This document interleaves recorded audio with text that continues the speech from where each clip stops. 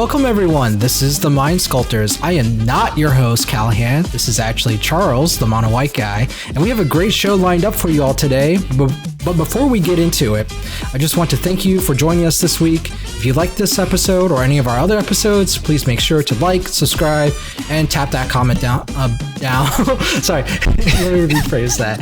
If you like this episode or any of our other episodes, please make sure to tap that like button and subscribe button and comment down below. If you want access to our Discord server as well as some extra content, make sure to head on over to our Patreon at patreon.com/themindsculptors or check out the link in the description below. All right, and so this is a Mono White Guys episode. You guys know me. You guys know my co-host, Michael Levine. Oh, I'm sorry, Dr. Michael Levine. Thank you. All right, and we also have two Mind Sculptors regulars that you guys should also probably know. It's ComedIan and Morgan Spleenface. So that's not your actual last name. It'd be a strong last name. So, very strong last name. Your spleen is your face. All right.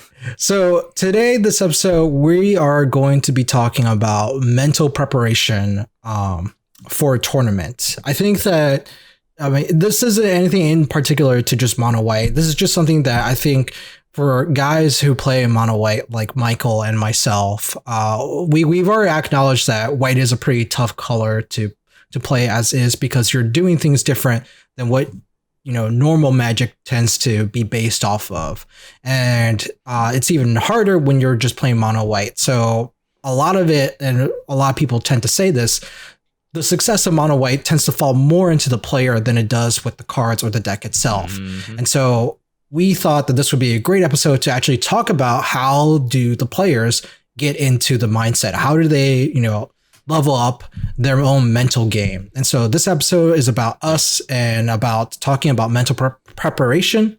And we have both Ian and Morgan here, to both competitive EDH, veterans. What did you call your series? Experienced EDH player, like Felix? Yeah, experienced EDH. But I call it, competitive EDH tournament grinder. Blah blah blah blah. Whatever. It's someone who plays in tournaments. You do play in tournaments. I have heard that. Yeah, I do. Who's this Ian guy? Yeah. All right. So that's that's what we have for today. And to kick us off, I guess let's just address the first question that I think is the obvious one: is how do you prepare for a tournament event? And this is kind of open ended. I'll leave it to one of you guys to start, Morgan or Ian or Michael, actually, if you want to take a stab at it. Yeah, I was gonna say Michael might be the most winning mono white cEDH player ever, so I think definitely a good person. I think part of what you said is why. Sure. I think the most important thing when you have an event coming up is committing early to what you think you're gonna play. For me, I'm like, oh, I'm gonna go to that tournament. All right, I'm gonna play Heliod. Every time I've tried to not do that, and I've played some other random deck, it's been disastrous, because it turns out, to do well in an EDH tournament, you have to know how to play your deck. And if you're constantly trying new decks up to the day of the tournament, you just get a little flustered, or at least I do. So for me, it's really important to choose what you're going to play. That doesn't mean you have to choose the exact list, but don't decide you're going to play Heliod the day before the tournament, especially not Heliod, because that deck kind of sucks. You can definitely see a history of my own personal wins and losses and how much I've been playing certain decks before a tournament. So what's your stance on public polls deciding what deck you're bringing to a tournament? All right, that almost be you, Morgan. I do know that you do it, and Rebel sometimes pretends to do it. I don't know that she always picks the one that's voted when she's done it in the past, but I think that says more about how good you are as a player than that's a general strategy you should suggest to others. Yeah, for sure. I feel like the way that to sort of synthesize the three of you, it would be like know yourself, know what your strengths and weaknesses are. So real quick, before you even like commit a deck, just have a really good self-assessment, like an honest self-assessment of yourself. Like, are you good at playing like say an evolution style deck? Are you good at playing like Winota? Like what is it? What is your strong suit? If you feel like you can do anything, just do it the Spleenface way and go onto Twitter and be like, vote for my deck, right? But if you feel like your odds of winning are best reflected when you're playing Heliod Ballista, then pick that deck and just start practicing with it. Yeah, right? At least this play style. for sure. If you're gonna play stacks, it's fine if you're gonna mess around with a few stacks lists, but don't be like, I'm gonna play stacks, and then the night before be like, no, I'm gonna play food chain. Because you know what happens?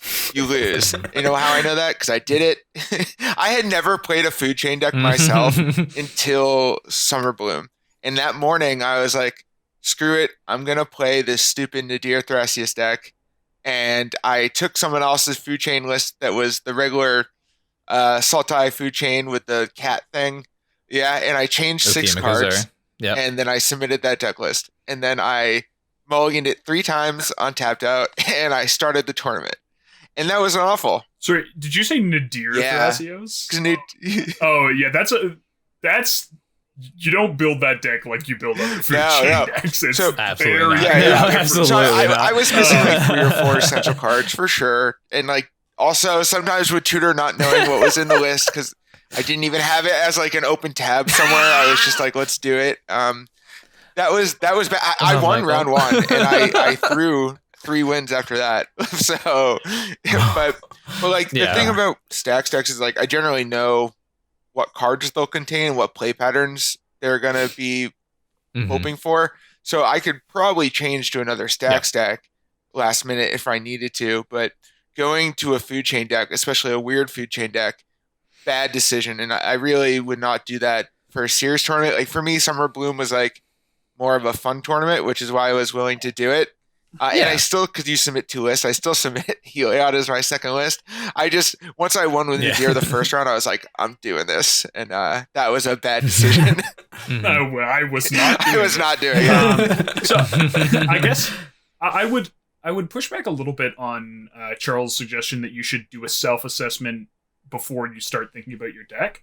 I think actually what might make sense is to reverse the order on those. Because I think if you do a self-assessment, it's harder for you to get out of your comfort zone. And if you are thinking that maybe your comfort zone isn't the best choice for meta reasons or whatever, then you might just sort of find yourself kind of locked in. Like, what am I comfortable playing? Well, I'm comfortable playing, effectively win-conless, mid-range, endless value decks. It's like, well, this tournament has a 75-minute time limit, so that might pose a problem. So maybe what I would suggest is sort of go, okay, I think that, this, maybe not like full turbo Nas, but this like more aggressive Grixis-based Nas list, like a Kess or something. I think that'll do really well. Okay, am I comfortable playing that? Do I think I have the time to get myself comfortable playing that? The tournament's in a month, so if I can jam, 20, 30 games of this over the next 4 weeks, maybe then I'll sort of feel a little bit more comfortable. So I think if you assess yourself first and then start looking for things that match your style, you might limit yourself a little bit because, like, yes, you're more comfortable with something, but you can learn, and particularly if the tournament is decently far out, you should definitely consider whether or not you feel like you have the time and, the ability to get yourself playing something outside of your comfort zone if that's what seems appropriate. Yeah, so I knew this was going to be interesting when I jumped on because I feel like as far as preparation goes, I am a very different thinker than I think the average type of cEDH person. And I don't mean that in a good way. It's just built different. I'm built different. No, but I think it's important because I feel like a lot of the like bright minds in the format fit a certain demographic of individual who tend to be like very analytical minds, like people who like think about things a lot. And like, I'm not saying I'm not analytical. I overthink about all this stuff, but I also come from like a childcare theater background. I have super bad ADHD, right? Like, so me prepping for a tournament is a lot of that, like last minute. Okay, I played this list and I was really confident in this list, but it hasn't been winning the past 4 games I played it in. Let me try mixing it up, play with some different people. Okay, it's not winning. Get this list out of here. Or me, I have a tournament in 3 days. Oh, crap. Let me pick a deck that I'm comfortable with. So it's interesting because I think prep-wise, it's important to not only cover, like, if you're someone who can, and also, like, I due to the way my work schedule is, I don't have time to play as much as I used to, especially during, like, quarantine and stuff like that. So I think, if you are someone who cares about a tournament grinder perspective, who's someone who cares about competing at the highest level, but also doesn't fit that mold of, like, I have people I can play with who I know are good players that I can play with consistently. I have the right amount of prep time. I can like really grind. I think it's interesting to get a perspective of someone who maybe isn't the best at these type of things and like how I adapt to the fact that attention is not my specialty as an individual. I mean, that is one of the reasons I play Heliod though, because like, I have right now I don't have a lot of time to play as much as I'd like to. And for me to learn a new deck and really know what's going on, I need to put in quite a bit of work. Heliod is kind of solidified in my brain. Like, I know the things I should be doing, and that deck doesn't change so rapidly. So, like, it's like learning, 10 to 12 new cool things I could do with every 2 cards, I might add. So it's reliable. Whereas if I was thinking about switching, for example, for this tournament to a Tymna Armix deck, because, like, I'm really down with Tymna Armix right now. But I don't think I can learn it well enough to do well in a tournament in like 2 months, and that's where Martreza is. So I was like, I'll just stick with Heliod. I have a better chance of being prepared to play Heliod. That being said, I'm still like looking at that Tymna Armix list and being like, I want to kill some hate bears with Armix, and I want to draw some cards with Tymna. Let's go. See, but you're shooting yourself in the foot because the longer you go planning to play Heliod, the harder it is to convince yourself to take the leap. Yeah. I think I just need to get blown out by Boseiju at the tournament, and then I'm just going to throw Heliod in the dumpster, I mean, this is why you have like Giver of Runes, right? A single card, yes, a single card. I mean, what was it? Blacksmith Skill is another one. I don't want to play that card, but I do want to play that card. I love that card, but it's just like not a good enough card. But if I have to play it, guys, sleeve up. Yeah, just stifle all day. Stifle in a mono white deck. Here we go. Yeah. I mean, all right. So we might be getting a little too ahead of ourselves. Boseiju is really, really good, and you'll hear more about us talking about Boseiju in an upcoming episode when we review Kamigawa. But everybody's the next tournament prep episode is going to be like, how do you play around Boseiju? But not until then. One really quick about tournament prep too is you can't prep too early because if a new set comes out between, like, something might happen, like Boseiju gets printed, and you're like, what now? Do I need to make like fundamental changes to my list and play patterns that I won't have time to prep for because I'm not going to play anyone who has Boseiju in their deck before the tournament starts, or not enough? Like, that's a little bit frustrating. That being said, knowing recency bias is a thing can help you in multiple ways, right? So like there's recency bias in the way that like people like, I am way too worried about this new card coming out is definitely a thing. And there's also recency bias in the fact that like people are hard for this card right now, and I know there's going to be way too much of it. So like the dichotomy of those two ideas can definitely like help you when preparing for a meta. I think a lot of this conversation is going to be like, if you can understand the meta, you're going to have a huge advantage to going into a tournament. I'm not trying to jump ahead too much here, but like the best performances I've had so far have been like, I understand what this meta is. I'm going to analyze that and attack it from that perspective. The other stuff is, comfort level, things like that, amount of time you have to prep. Those are all factors, but meta knowledge is definitely a thing. And then we can obviously talk about like techniques as to how to analyze. Yeah, I think the most meta. obvious example of meta knowledge has to be the sort of the fall series of tournaments we saw where there were several decks, people in Winota who performed well at Tier 1 Con, and then Mr. Bruce took down the Playing with Power tournament the following weekend. And then there were 3 tournaments throughout September. And then there was Founders Cup. There's Founders Cup, and then but before that there was the Commander's Vault tournament. And then October. Commander's Vault, yep. 3 tournaments in a row with a Winota deck in the finals pod that lost to a WinCon-y Stacks deck, like a creature combo based Stacks deck. It was Killstar's Hermit Pod, Archlord on, it was Archlord on Minsk, and then I was playing my Blue Pod variant.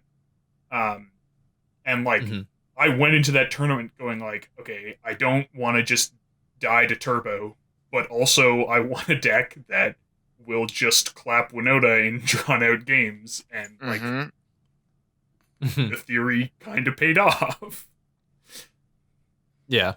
Yeah, I remember with the Founders Tournament, I did the Morgan thing and had people vote for a deck, but I got to choose the options for what they could vote for. And they were 3 decks that like I felt very confident that I could pilot. One of which was Dragon Lord Ojutai, which was Whimsy's list. And that got the most votes. I picked up the deck, like, I think 2 days before the tournament started. And I did a couple of pods that I played with. Callahan was very helpful in playing those games. And from each of the matchups that I played in those like trial pods that I played, the feedback that I got was, oh, you know, you don't need this many like board wipes or whatever, or something like that. It's not a big deal. And it's like, I feel like a lot of people are going to be playing Winota. Like, it's like, people are like, oh, no, we know Founders. It's not really a Winota thing. And it's like, I don't. Oh boy, wasn't that? And I was like, it's like, I think there were 7 Winota lists submitted. To yes. the tournament, Sure. If I hadn't top 16, it would have been 8 with, I believe, because. Because it was so weird. It was really weird. I actually deliberately teched in Tragic Arrogance because I was also playing. Classic. Yeah, I was playing a Stacks deck, and that was like one of the best cards that you could play against a Winota player. Because especially if you're on a Stacks on Stacks matchup, because you're like, all right, well, I'm going to keep my win cons, but you can keep your Stacks pieces, and I'm just going to let you sit there for the rest of the game while I kill everything else, right? Specifically, it's like, you know, I get rid of all your mana rocks. You can keep the Aethersworn Candace as both your creature and your artifact. And you can keep Rule of Law as your enchantment and just sacrifice everything else. Right? Yeah. And but making me want to play that card now. I know I shouldn't, but you're making me want to. So it's not a card that I advise people to run unless if you are like a Voltron, you know, control-y Stacks build. And not a lot of Stacks decks tend to do Voltron as a thing. It's mostly go white. But we're not here to talk about the different kinds of Stacks decks that you can be. The nuance of Stacks. I feel like on the Mono White Guys episodes, we have to assume that we're going to slip into the nuance of Stacks at least once an episode. So I do want to really in back a bit and talk about... So you kind of mentioned about like things like ADHD. And I think like that's a really good thing to actually point out is that people do have different mental spectrums of things. And for some people, like I remember at the MLC tournament, Rebel like took a whole week to prepare for her semifinal matchup with me, Pongo, and Shanti. I literally flew out to LA, did 0 preparation, just rolled out the deck, just rolled out of the bed and just played Heliod Ballista, right? Because I was like, you know, I've talked to Michael like hours about this deck. I piloted this deck like I've only piloted this deck less than 10 times, by the way. But like it's a mono white deck, and I've played like so many of them that I'm like, yeah. And I've heard Michael talk about this so many times that it's just like mentally imprinted on me. And that's something that like I felt like I was very confident that I could do. But at this and you guys should also see Rebel's video where she talked about the preparation that she did up until that finals. And I commented on the videos like, I didn't do this preparation, but this is something that I feel like anyone who follows in her footsteps in doing that can get like the same results that I felt like I could have gotten. And that's the difference between someone who, I'm not trying to toot my own horn. It's just like when you talk about someone who you believe is talented or skilled and you feel like you cannot be that person, like that's a barrier that I feel like you're imposing on yourself when you realize that there are steps that you can take to get to that level of competency. Yes, you might have to take extra steps to do it, but that doesn't mean that you can't do it. It's just more of whether or not you want to do those kinds of things. I think the thing with cEDH that I think blows my mind with people is that people see it. Okay, so like with modern or a 60 card format, right? The meta evolution is such a huge part of what's happening at all times, right? But with cEDH, it is constantly this ball of variance, right? Because you once again are playing. It is an identity based format, right? You come in. A lot of the people who play in these tournaments, despite even people coming in with a grinder mentality, right? Like myself or Spleenface or even you, Michael. Like we are tournament players. However, we are known for certain decks. We have certain decks that are like corner pieces of our identity, right? And it's not just I am playing a list. And I mean that does show up in other places in Magic too. But you have to understand like 100 card variants of a deck times 4. There's a lot of variables in all of these. And I think you can prep for a tournament as much as you want as an individual tournament, but the thing that's best going to prepare you for actually like playing cEDH on a tournament level is understanding cEDH.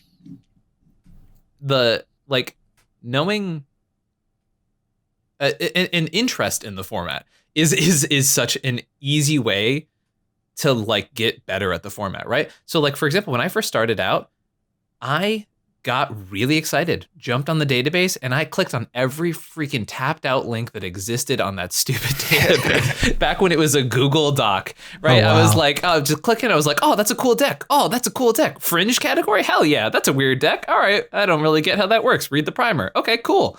Jump off. Next deck.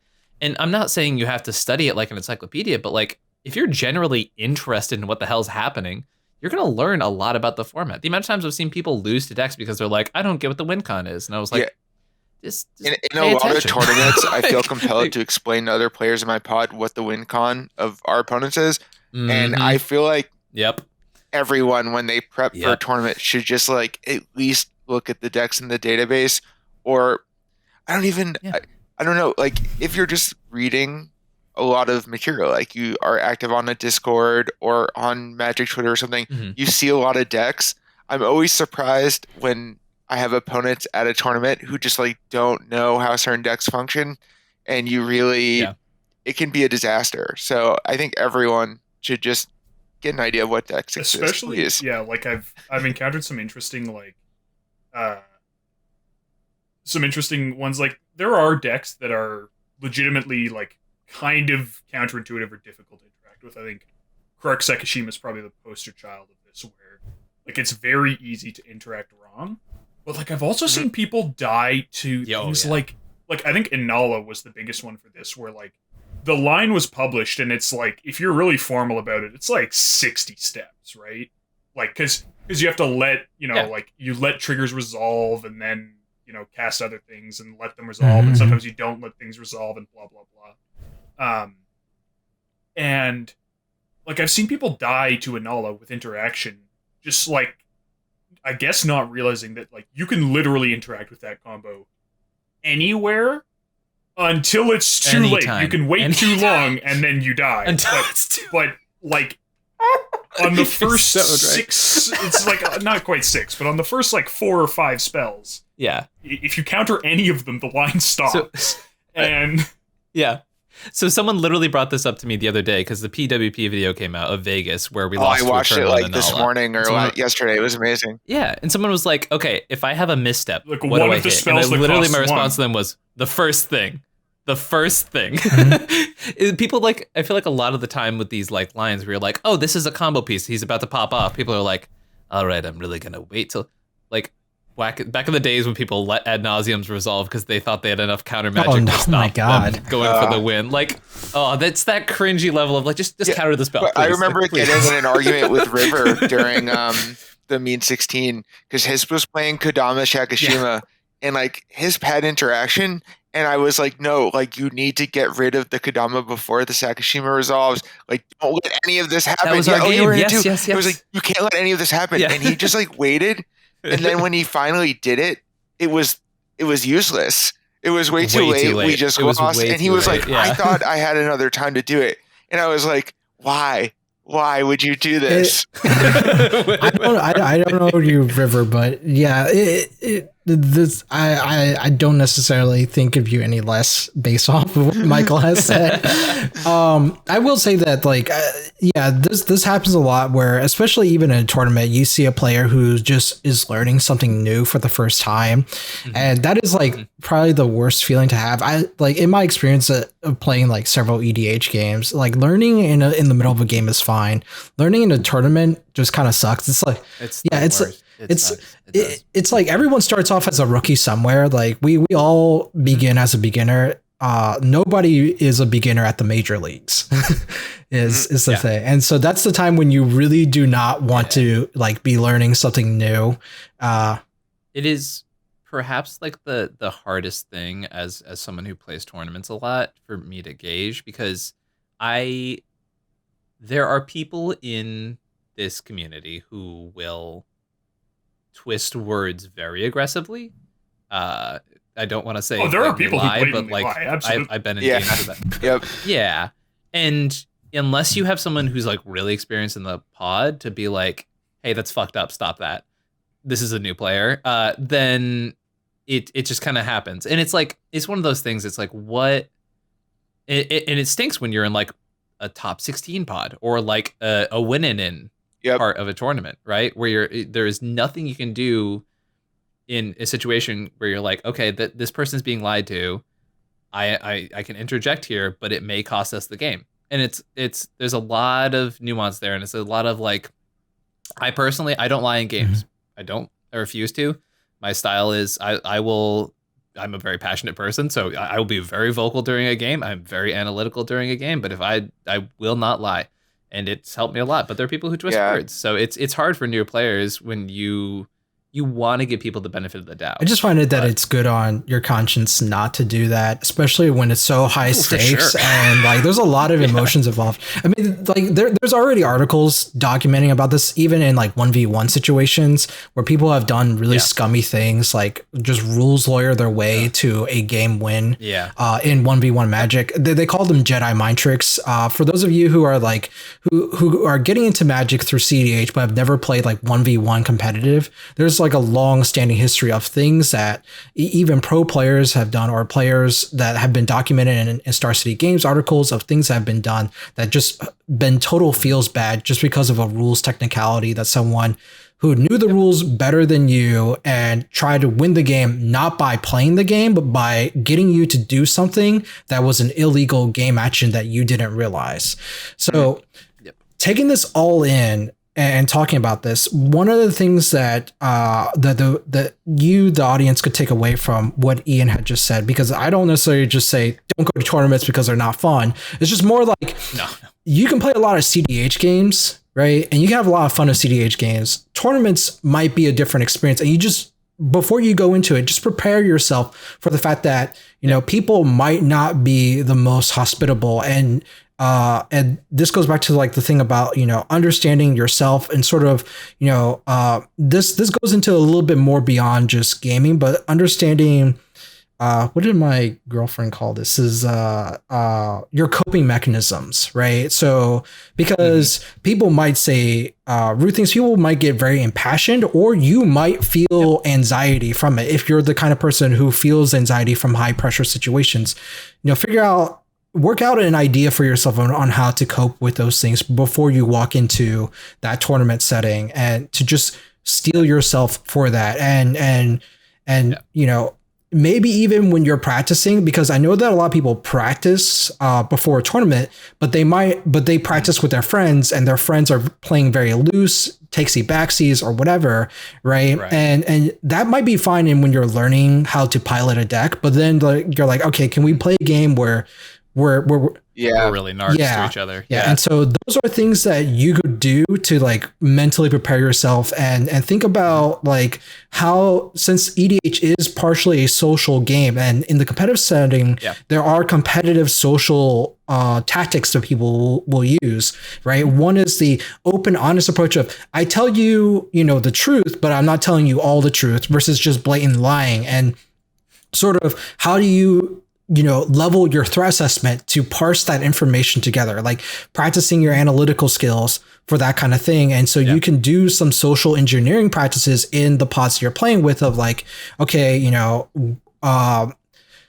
this has just popped into my mind. You can get like, cards face down, similar to like, which assassin or gunslinger, what you call, but like someone has a card that says, your role in this game is that you're the compulsive liar, and your role in this game is that you're the person who tells the truth all the time, but you don't, withhold everything. And then your role in this game is that would be a fun game to play. I'm not gonna lie, that sounds awesome. This game is that you're just a noob. You don't know how things work, and you make terrible threat assessment and have your friends, play with these roles, but keep them hidden so that you, the player, don't know who's the compulsive liar and who's the honest truth sayer, right? And the person who's making questionable game decisions needs to be making game decisions that look questionable, but might be like, ingenious or whatever, right? And so you don't even know if that person's making questionable moves or not. And you, the player, have to navigate to winning the game through those like situations with your friends in that type of way. Right. And so that's one way that you can do in terms of mental preparation that doesn't necessarily involve deck teching or anything like that. That's just part of the tournament process. I think it's really important to learn how to explain to people what's going on in a way that people will be receptive to and not get offended by. I remember at the DDM tournament, my first round, I was very aware that the Timna Thrasios flash deck in the pod was the threat. I can't even remember who else was in the pod now. But I just remember thinking, like, in this pod, this deck is so overwhelmingly favored to win. And I said something in the first turn, because they also had a pretty good opening turn. I was like, this deck is going to win very fast if we don't do something about it. But the way I did it was, I think, a little abrasive. So one, that player got very offended. Like, why are you going after me? I just met you. How do you know I'm even like good? And then the other players were like, "Yeah, don't have to be." Playing Flash Hole. Come on. And the other players were like a little bit worried that I was trying to distract them. And it's like I was playing Heliod in the first tournament Heliod had ever been in, when people were like still unsure how the deck worked. And I thought about it, and like there is ways to do this better, where you can be like, this is why I think this person has the advantage, so that no one assumes you're lying, that no one feels like you're just targeting them to target them.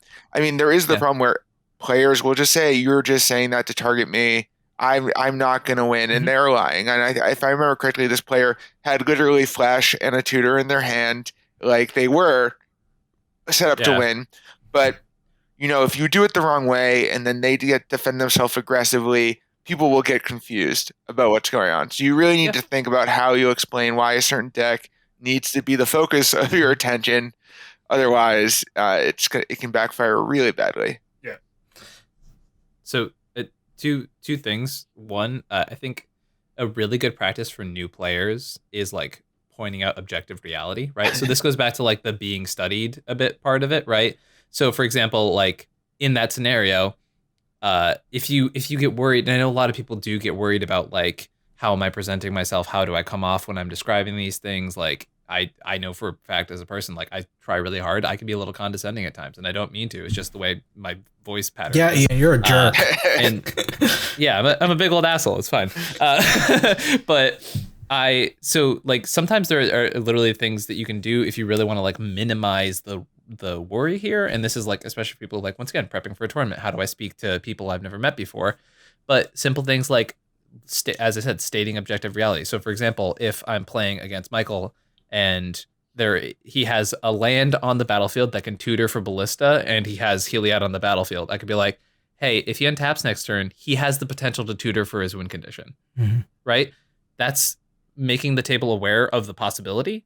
It's not saying, stop attacking me, attack this person. Or for example, if you're playing my Dawnmaker Thrasios deck, which is a Sans Black deck, and there's an Adnaz deck at the table, someone attacks you, you go, all right, I'm going to take the damage, but they're an Adnaz deck and their life total is more of a resource than mine. I don't know if you should have attacked me there. Generally, yeah, but, I think a big thing on the attacks, for whatever reason, I've switched to doing this, is rather than trying to convince people, like when someone says I'm attacking you, it's always hairy to say like, oh, you should attack someone else. It's like, well, I already said I'm attacking you. What do I do? So yeah, you just like, okay, I'm taking this damage, and then you point out like they're playing ad nauseum, or sometimes it's like they have a Sylvan library in play, like even things that seem sort of obvious, or like might seem obvious to you. Sometimes people just don't really think about them, or they sort of kind of made their decision before the Sylvan library was cast, and then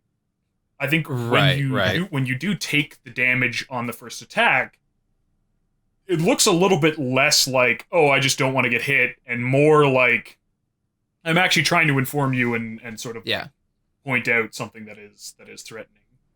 I definitely have also pivoted to that, where like, look, I'm not trying to change your mind right now. However, I think going forward, maybe we can in general, providing information up front like that can be very helpful. I have a game where I guess the gameplay video will come out soon, but someone assumed that I cast Chalice on 2 to stop them from casting their Oswald. I was casting it on 2 so that there would not be a Cyclonic Rift in our future. And the argument became focused on, why are you trying to stop Oswald so badly, when really like 3 turns later there was a Cyclonic Rift, and I was like, this is why I wanted the Chalice on the board. And there's even, it's like, once it's on the stack, I think people get weird, like you're trying to defend it.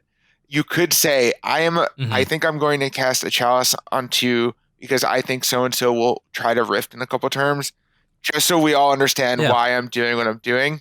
And you could obviously still be lying, but when you cast it and then someone's like, oh, you're coming after my commander, now you're on your back foot, and they like are never going to believe you. Like it's almost impossible to get them to believe you once you've already done it.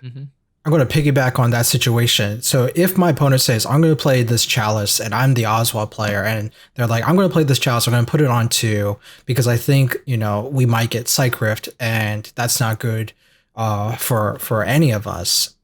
Myself as the Oswald player, I would need to evaluate like, okay, if this person is being truthful, right? How can I assess that truth? I can look at the board state myself and be like, do I see a Psych Rift happening, right? Is this like a reasonable thing that this person is presenting to me? And then the second thing is that if the Psych Rift does happen, or if someone does have the Psych Rift in like, say, incoming 3 turns, right? Is this something that I would care about? Can I work this to my advantage if we do get Psych Rift, or is this catastrophic for me, as this person is suggesting, right? And that's how you can evaluate truth or lies in that type of way, where you don't necessarily even need to care if the person is being truthful or lying. You just take the fact or the suggestion that the person has, or the information that the person is bringing to you, and then you perform your own like assessment of that information of, if this is true, what does this mean? If this is, and do I care about it? If it's false, right, then, well, like I don't really need to care about it all anyway,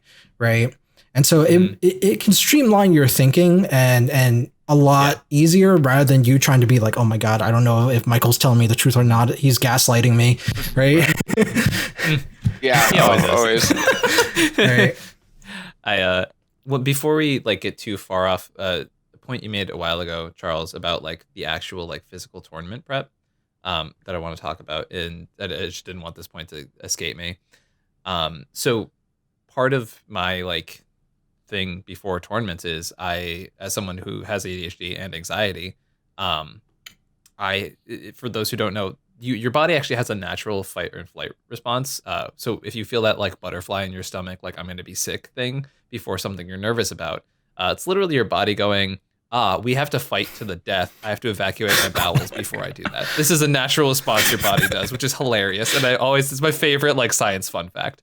And so I, as someone who already has like an anxious stomach and stuff like that, before every tournament, I feel like I'm going to die. Like straight up, I love competing. I also feel like I'm going to die every time I do Ian, it. This is a really weird fetish to be admitting on.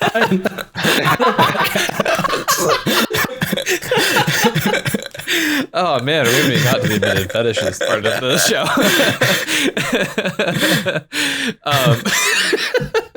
Damn it, Charles. But so it's one of those things. So if I know there's a lot of people who have like come to me, and I've talked to Rebel about this, and people at PWP about like, I want to go to tournaments, but I'm way too anxious to do that, or like stuff like that, or like I'm worried people are going to be mean to me during pods and stuff like that. That's mostly my fault. Sorry. Knowing your knowing yourself as a person really helps with those things. So for example, like my nervous stomach, I know, okay, as soon as the match starts, I'm fine. Or I know, okay, like I need to go to the store before I go and compete in this tournament and buy some like Pepto-Bismol or whatever to make sure that I don't actually feel like I'm going to die between every round. Yeah, exactly. And it's important to recognize these things in yourself. If you're like, hey, I have the strict seriousness of a serial killer. My name is Morgan. Nothing affects me. You don't have to worry about those things. But if you're someone like me whose brain and body is flying in different directions, you know what I mean? It's important to recognize the fact that you have to find ways to mitigate them. And you should plan it ahead of time, because like for me, I also get very anxious once things start. And I know that, like, especially when it's an online tournament, I need to start having a beer after like round 2, because like the snowballing, like heart racing, I can't do it. At DDM, every time I won a match, I drank a beer because I would be going nuts internally. It's like you flip over the Triskelion and I almost have a heart attack. So I just need to have a beer to calm down afterwards. And like, I know we went to Vegas together, and since I played in the Modern event, like I was very dedicated to the idea of like, I'm going to wake up early. I'm going to go for a run. I'm going to eat actual food and, make sure I'm there early, because I know that that's what I need to start a tournament. I didn't do that day 2, and that's why I obviously got crushed by Belcher. I did not, have a good day of prep. But it's really important to know that and to figure out what you're going to do about it. I think the first tournament you've ever played in, you don't know, so you just like have to see what happens, which is kind of what's nice about online tournaments, because it's a little catastrophic to like travel far away and then realize you're going to have a heart attack before the tournament starts. My God.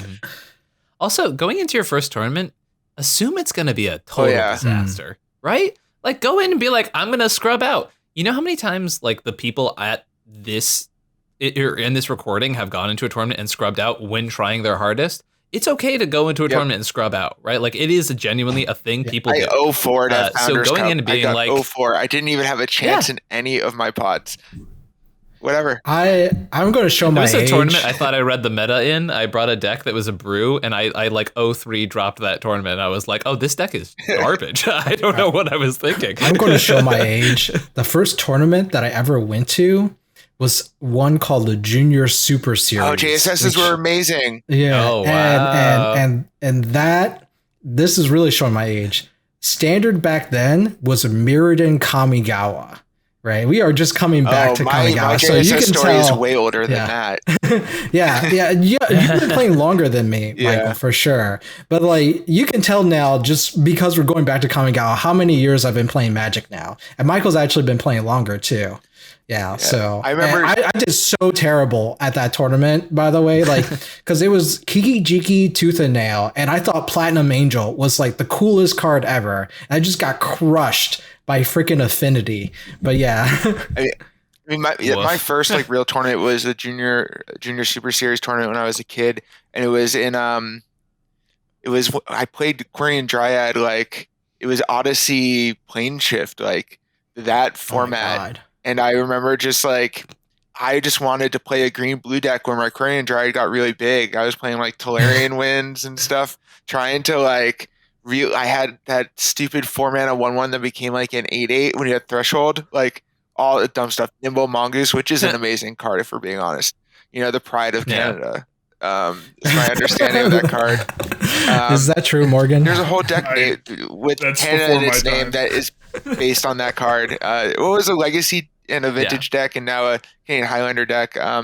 Might even be called literally like Canadian Mongoose or something like that. But yeah, I went to a tournament having never really done a real tournament. Like I had done the little events at my LGS, and I remember going there and just feeling so overwhelmed because everyone was like seemed so prepped. And I think that's another thing that maybe is different between cEDH and 60 card formats. Like it's intimidating to come to a tournament and see people in their store out like uniforms, like they have like jerseys on, and they've all clearly been like playtesting for weeks. That's super intimidating, especially when I was a kid. I was just like, I just put this deck together because it was cool, and you guys like really went hardcore. And at the cEDH tournaments, like I remember showing up to GDM by myself. I rented a car, drove down to where they call it Philly, but it's not Philly. It's kind of the middle of nowhere outside of Philly. But I remember like everyone seemed to know each other, and people were clearly like, I saw people with their like t-shirts for their YouTube stuff, and I was like, huh, I'm just like this random dude who showed up with the Heliod deck. All right, let's see. And like that kind of anxiety went away pretty rapidly when I was just like winning and people were coming over to ask me about Heliod. I was like, all right, this isn't like ridiculous, but it is intimidating for the first time. And you know, when everyone's shit talking in the channel on Discord and you don't know who any of these people are and it's all inside jokes and you're like, what's just going on? Savagely rude, and you're like, can I be involved in this?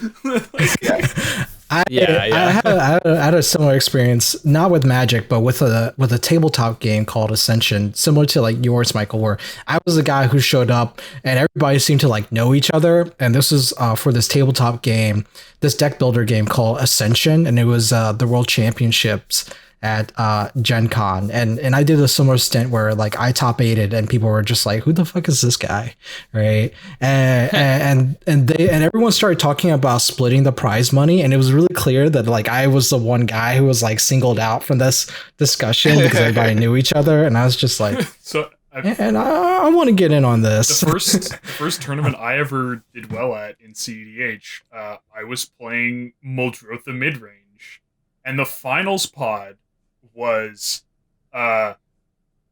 3 mods of the competitive EDH like Discord and subreddit, and then me, who had like barely interacted with any of them ever. It was Sick Robot. This is before we knew each other. Before like that actually tournament is what got the podcast started, and then Sug and Astral. If anyone listening has been around long enough to know who those are, and like it was like they were all, I guess, chatting somewhere that I like didn't know, and I was like, boy, am I the odd man out here. So we're gonna move over to the next section. This conversation here, we might have more of it in maybe like another episode where we talk about like deck choices and sort of choosing your deck, and sort of, because you know this is a pretty cool moment where we talk about where we just talked about how awful our decks were when we chose them. Or I mean, I don't mean to shit on mid-range Muldrotha. I have no idea if it's actually good. It's just more of I mean, think about the name. Mid-range and Muldrotha.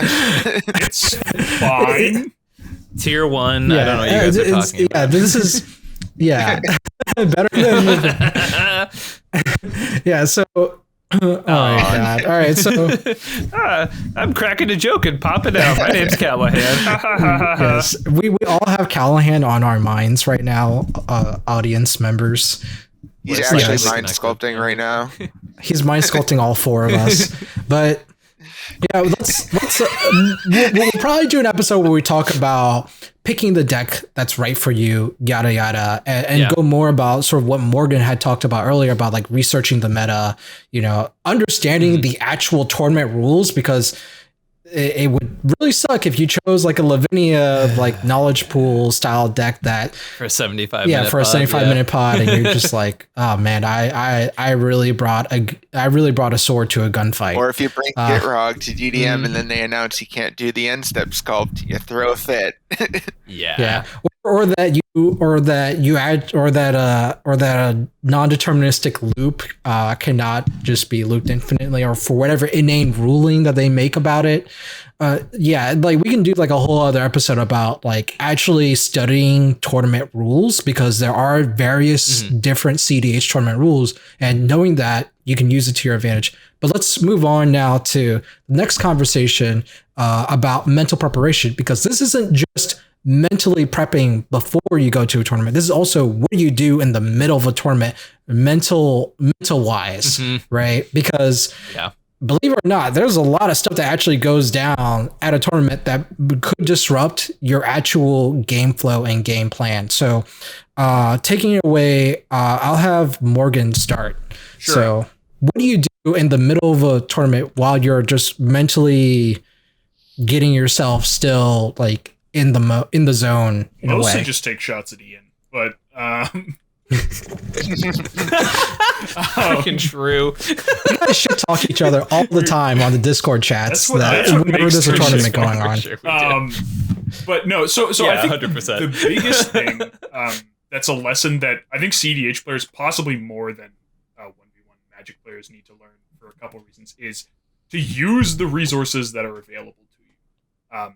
Often that'll be judges, and I think that there's people are very reluctant to call a judge in cEDH. I find a lot of it, very much so. like, there's a lot of judge calls that aren't strictly necessary, but you know, things just get a little hazy, and then it's like, oh, can I, do X, Y, and Z?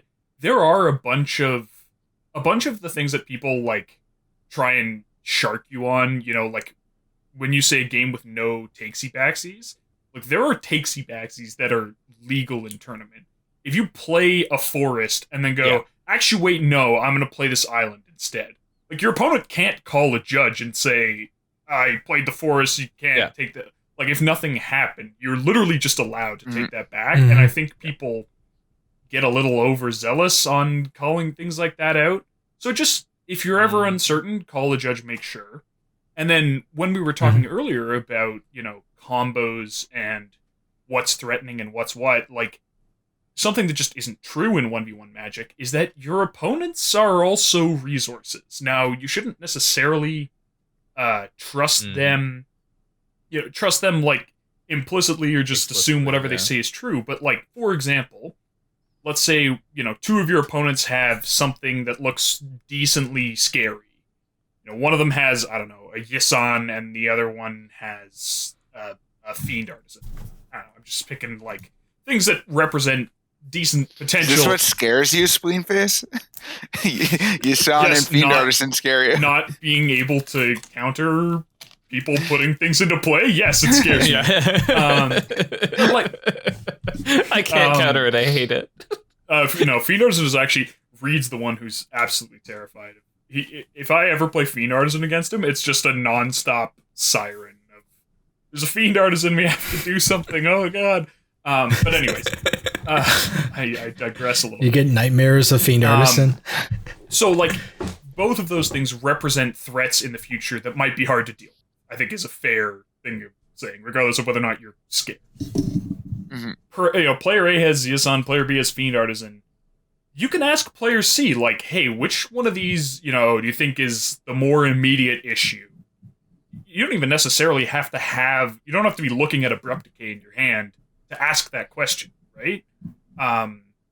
You can ask them, like, hey, what's, between these two things, or, on this board, understanding that they're probably going to undersell themselves as a threat, you can still get them to make comparisons, between people who aren't you and aren't them, where they're not necessarily objective, because something like a Rule of Law might be more threatening for one deck than another, but at least not not sort of first order biased in like, I don't want you to kill my stuff, which is obviously something. And asking how combos work. Like, hey, where's the best time to interact with this? Or it reduces your stress so much. I think people don't realize that when you're talking to the other players in the game and you're not just in your head getting like freaking out about the Fiend Artisan, you will be a lot more rational and calm.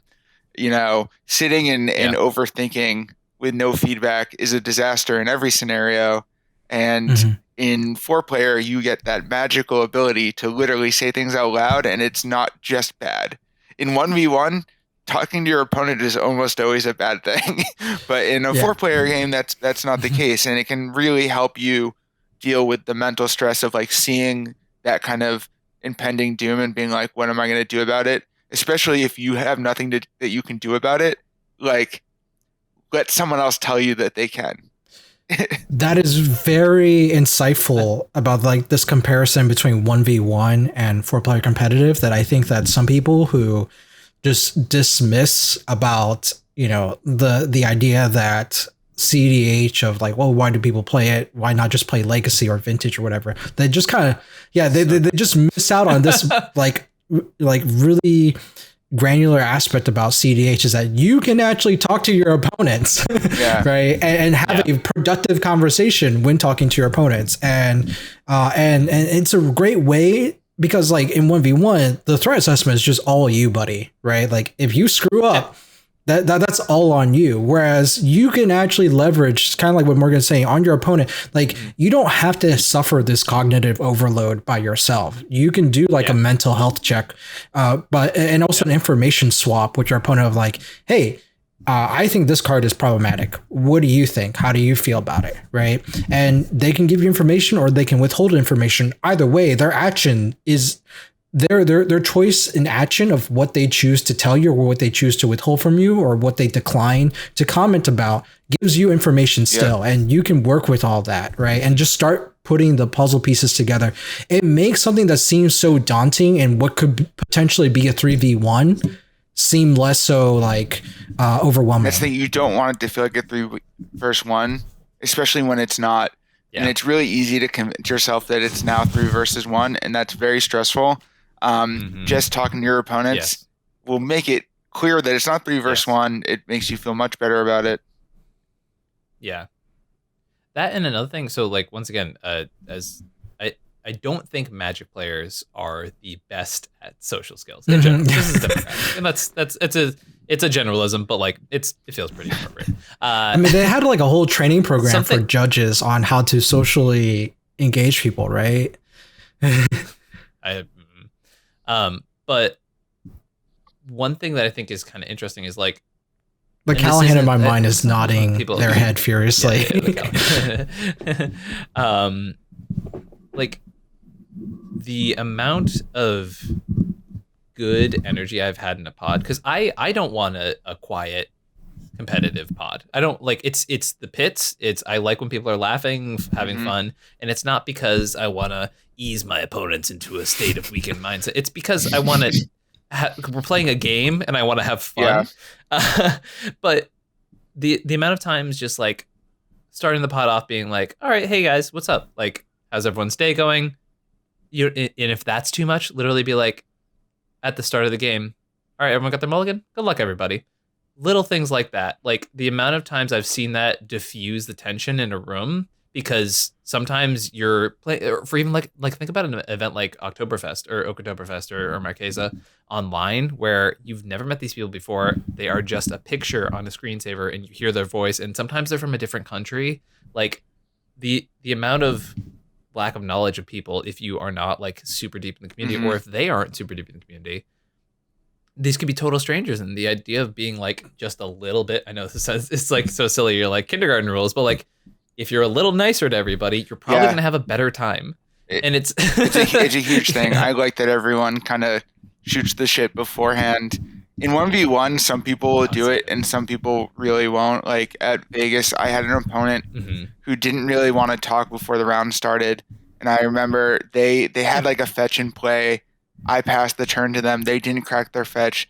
they drew and they're like, oh, I should have fetched. And I was like, oh, did you draw the triome you wanted to fetch for? And they're like, I don't want to talk about it. We'll talk about it later. And then they played the tap triome. And I was like, clearly it like put them on tilt.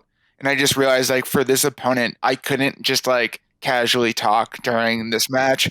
Yeah, like it's a big tournament. It's a 1,400 person modern tournament, you know, where we're getting towards people being eliminated for making day 2. But like, that felt bad to me. I hated not being able to just like make minor comments. You know, I like to tell my opponents when like I feel like I'm going to be crushed. I will be like, yep, this is a bad match for me. This will be fun. And when I'm like, all right, I got 2 draws to not die, like I will say that out loud. But some people don't want to talk at all. They want to be silent. They're going to just like state their game actions and that's it. And that will happen in cEDH tournaments. You kind of have to figure out when people are like that. It's not super common, but certainly there are certain people who like don't want you to talk and hate when people talk. Which is tough, especially if you're I think do not. Or go ahead, Morgan. Like, you know, we're sort of approaching this a little bit from the perspective of like trying to put ourselves in the shoes of a new player who's probably likely to talk not enough as opposed to talk too much. But they're definitely, it can go the other way. So we're not sort of encouraging you to be just non-stop talking. Because like you can definitely annoy people. So there is a bit of a balance, but I guess I would say like you should definitely at least make some overtures of, you know, being friendly, being forthright, being whatever, and then you know, try and judge a little bit. And also, I mean, I think it's important to acknowledge a little bit all of this advice, I guess, or at least my advice, I will say take with a grain of salt, because I think I would be disingenuous if I didn't acknowledge that my experience interacting with people in pods is not necessarily representative of the majority of people in ways both good and bad. So, you know, just be mindful of any implicit assumptions about how people will or won't respond. And it's going to matter based on what deck you're playing. Like, the table talk is different when you're the stacks player that's making everyone not super happy with the way the game's going, versus when you're like not interacting with anyone and you're just like waiting and biding your time to go off. Like, I do feel like I have to sometimes be a little friendlier to counteract the fact that I'm about to play Rule of Law. You know, it's really a thing. And you know, it helps because when we play in online tournaments, people generally know who I am, and that definitely makes them less, I think, generally mad at me. But you know, I think at the beginning when I started playing and I'd be playing stacks decks, people were not nice about me playing a stacks deck. They were very unhappy about it, and it was harder to have like people do get tilted about stacks. So you have to think about like how you're going to talk to people in a way that jives with what you're about to do to them in a certain way. I have a different experience when people played against me and they didn't know who I was at the time. All the time, like I remember when I went to like the first Playing with Power like patron day event tournament, and I was playing Heliod, but I was playing not Heliod Ballista, but the old Heliod, and it was the win conless stacks variant. People were just like, why are you playing a mono white deck? Right. And long drag of cigarette later. It is, and I also brought 8.5 tails there, and then they're like, oh, cool, it's a 8.5 tails deck, but it's mono white, you know, and like throughout the whole entire process in that game, each of my matches, there was no time limit for these matches, by the way. So each of my matches were about 2 to 3 hours long. And my opponents, you know, at the end of the match was like, Wolf. Why aren't you dead? And also, wow, this really sucks. Right. And, but they weren't upset at me, more floored by the fact that like, oh, I probably should not have underestimated you or something like that. And so the general reaction that I got from most people was, they underestimated me, and most of our conversations during the game would be talking about how much mono white sucks. And this almost seemed like a microaggression towards the deck that I'm playing or the color that I was playing. I didn't take it as them being deliberately offensive. It was just more of like, oh man, I really feel sorry for you for playing mono white. That's a really tough thing to do. More power to you for being able to do it. And they would just go on and on talking about it's not Tymna and Thrasios, right? It's not Flash Hulk or something like that. And then gradually I'm just like, okay, well, I'm going to just play this Rest in Peace. I'm going to flash in this Containment Priest. I'm going to play this Rule of Law. And then they're like, yeah, these are some pretty bad cards. All right, I'm going to play Flash now. And then they're like, okay, well, your Hulk just gets exiled. And like, wait, what? I love that kind of thing, though. It feels very good. You can't really revel in it, or everyone will be mad at you, and then the pod will go very sour. Yeah, but silently, you got to revel in it afterwards. Oh, it's so good. So hidden satisfaction. So here's the thing to learn from this, right? Never underestimate your opponent. Right. If your opponent plays a deck that you're just like, that deck is garbage, it's jank, the worst thing that could happen to you is just you losing to something that you think is utter jank, because that just makes you look like an idiot and you will feel bad about yourself. Right. And so mentally, when you're engaging into a game, do not get yourself into that false lull. Play it like you would play any other game. Do your threat assessments correctly. Do not just, glance by. Like I had a game where someone was playing Gustav. If for those of you who know Gustav, he started the game out with this monkey pirate that when it dies, it creates a treasure, right? And like literally. And the other two players is like, oh, it's a Mardu deck. And they're like, the other two players is like, yeah, whatever. And then I'm just like, well, that's just perfect mana if you're calling the Wicket, right? To get you into Adnaz, right? And I just say that out loud. And Gustav is like, shut up, Charles. Because he does that the next turn, right? That's good. And like literally the other two players like, I say this on my turn and I'm fourth in the turn order. And the other two players were like, had you just said that like on either of our turns, we probably would have like not tapped out for that, because we didn't think about that interaction. And I'm like, I mean, it says it on the card. Like I don't like and then they're like, yeah, but it's a card, but it looks like a common or like a card that nobody cares about or whatever. It's Mardu. Mardu is jank or whatever. I mean, at the time, like Tymna Juska wasn't like really making a big splash at that moment. I think it was Tymna Juska that Gusa. It was Tymna Dargo. Yeah. I think he was playing that. And so people just didn't really think about it, right? And that's my thing, is that like, do not be so dismissive, especially when you're in a tournament. I mean, you could do this when you're like, paper pushing and theory crafting, but at an actual tournament, that will just cost you the game. So do not underestimate your opponent. The second thing is going back to what Michael said, do not put your opponent on tilt, right? And the reason why I say that is because, and this goes back to like the whole 1v1 versus multiplayer dichotomy, right? For competitive grinders who like doing psychological warfare on their opponents to get them to screw up, right? It's very catastrophic if you try to do that to one player and they misplay, and it causes another player to win and not you. Oh, it's so bad. Yeah, I think that's something that a lot of people don't appreciate about the nature of multiplayer competitive Magic, is that you're like, there's the adage of like, never interrupt your enemy when they're making a mistake.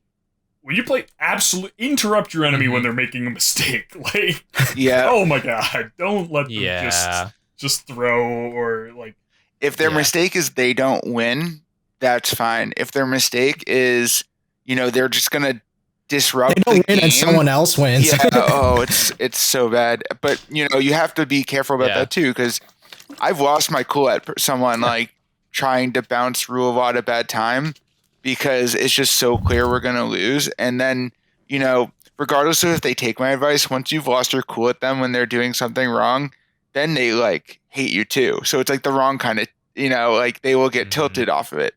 So it's like, it can be really tricky and it can put you on tilt. Like one of the worst feelings is losing a pod in a tournament early on to someone else's mistake. and it'll put you in you can easily tilt for the rest of the tournament when that happens. Mm-hmm. So you have to be very, mindful of how to get over those things, because they're going to happen no matter what you do. Mm-hmm. Someone's going to mess everything up. That tilt just ripples across to other players, and it's really weird because in traditional 1v1 tournaments, the only person who ever suffers from them tilting or being overconfident or just playing too loose is yourself. But now you're in pods with 4 players total, right? And so your mistakes just get amplified to 3 other players, and it just hits the whole tiebreakers. Right. And so there's like this huge ripple effect. And so the more people who are on tilt or playing loosely, the more like variance you get to see in the tournament results. And that's just not something reliable or consistent that you can lean in on. Like, as players and competitive players, we want more consistency in a format with so much variance already, especially in a tournament setting. And so there are like, when you have that type of like chaos, right, it's very difficult to then make calculated decisions when you have players in a pod who are just like, fuck it. I went 0-3. I'm just going to turbo. I don't care about what any of you guys are going to do. I'm just going to do my thing. It happens so much at the end of tournaments. People who are I mean, if you're in a pod in most tournaments and you're 0-3, like, everyone around you is just doing whatever at that point. Well, this goes back to like what's hinting sort of what Morgan is saying. Certain tournaments have different structures. Like, I believe in Founders, you just had random pairings, right? You weren't necessarily paired up. And there's reasons for why that's the case. And we can go into that in like another episode about like, why are tournament rules different in certain situations. And, and we can probably get some people to talk about that, tournament organizers, but there's a lot of theory about it, and about how the rules are structured that way. But if you're in a tournament where pairings are randomized each round, you can get paired up with a player in a pod who just goes 0-3, and they are like, yeah, I have no stake in this. I'm just going to like, screw around. And the other 3 players, I've lost. The other 3 players like, oh my God, we have a loose cannon here. But it's really a loose cannon. It's very stressful.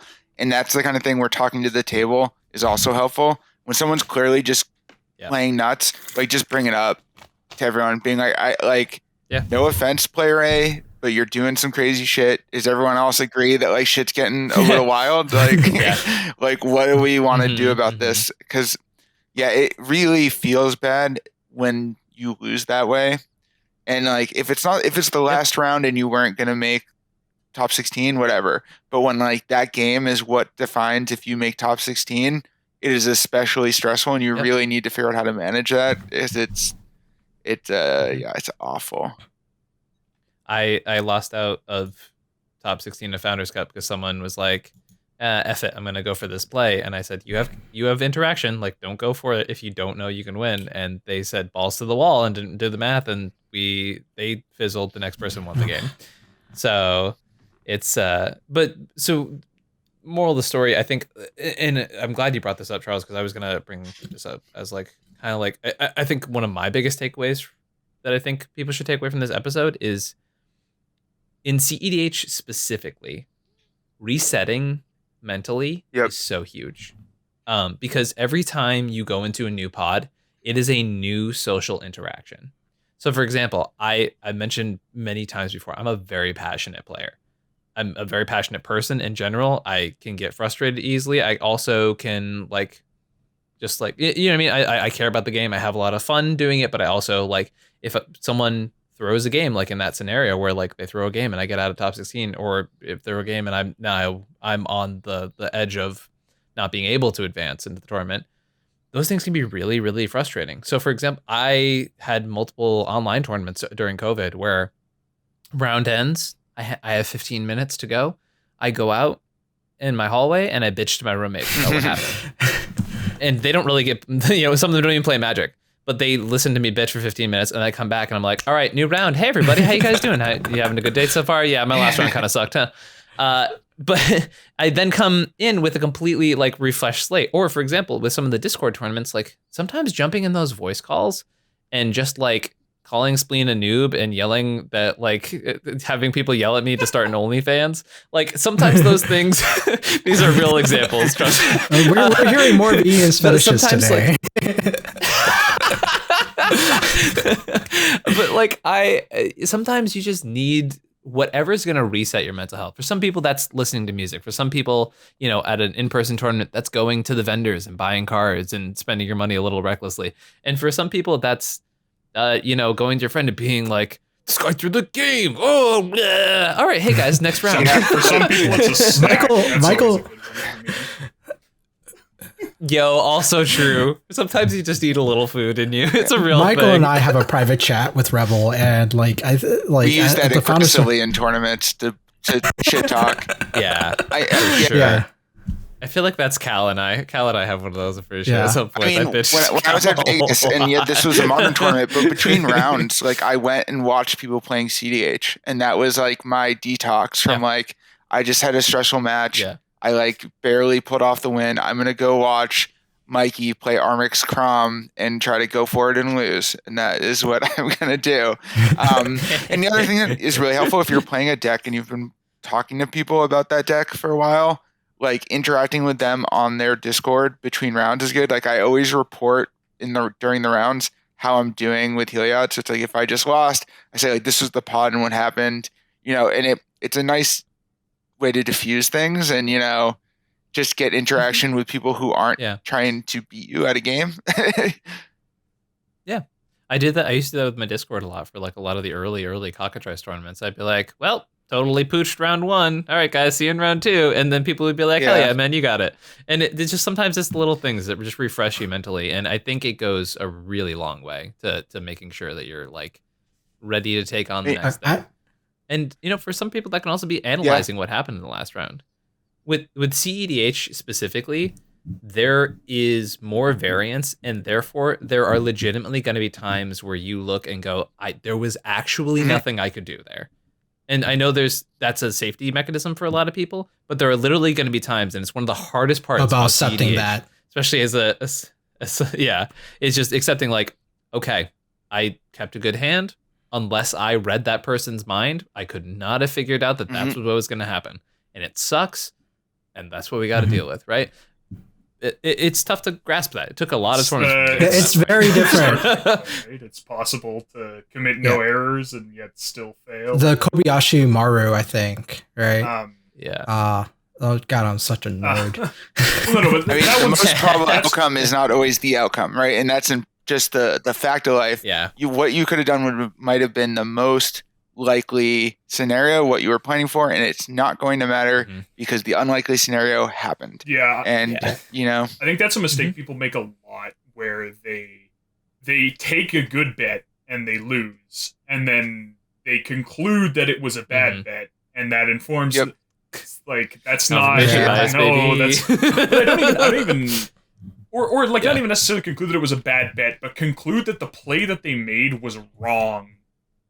Like, and it's like, that's not because it actually didn't work. necessarily what happened. Like I don't know. I've had I played in such a way that like it would make it really hard for them to win with ad nauseum on their turn, but like turns out even though they were only showing 3 mana, they actually had the mana to get all the way to peer into the abyss, and they cast that and won.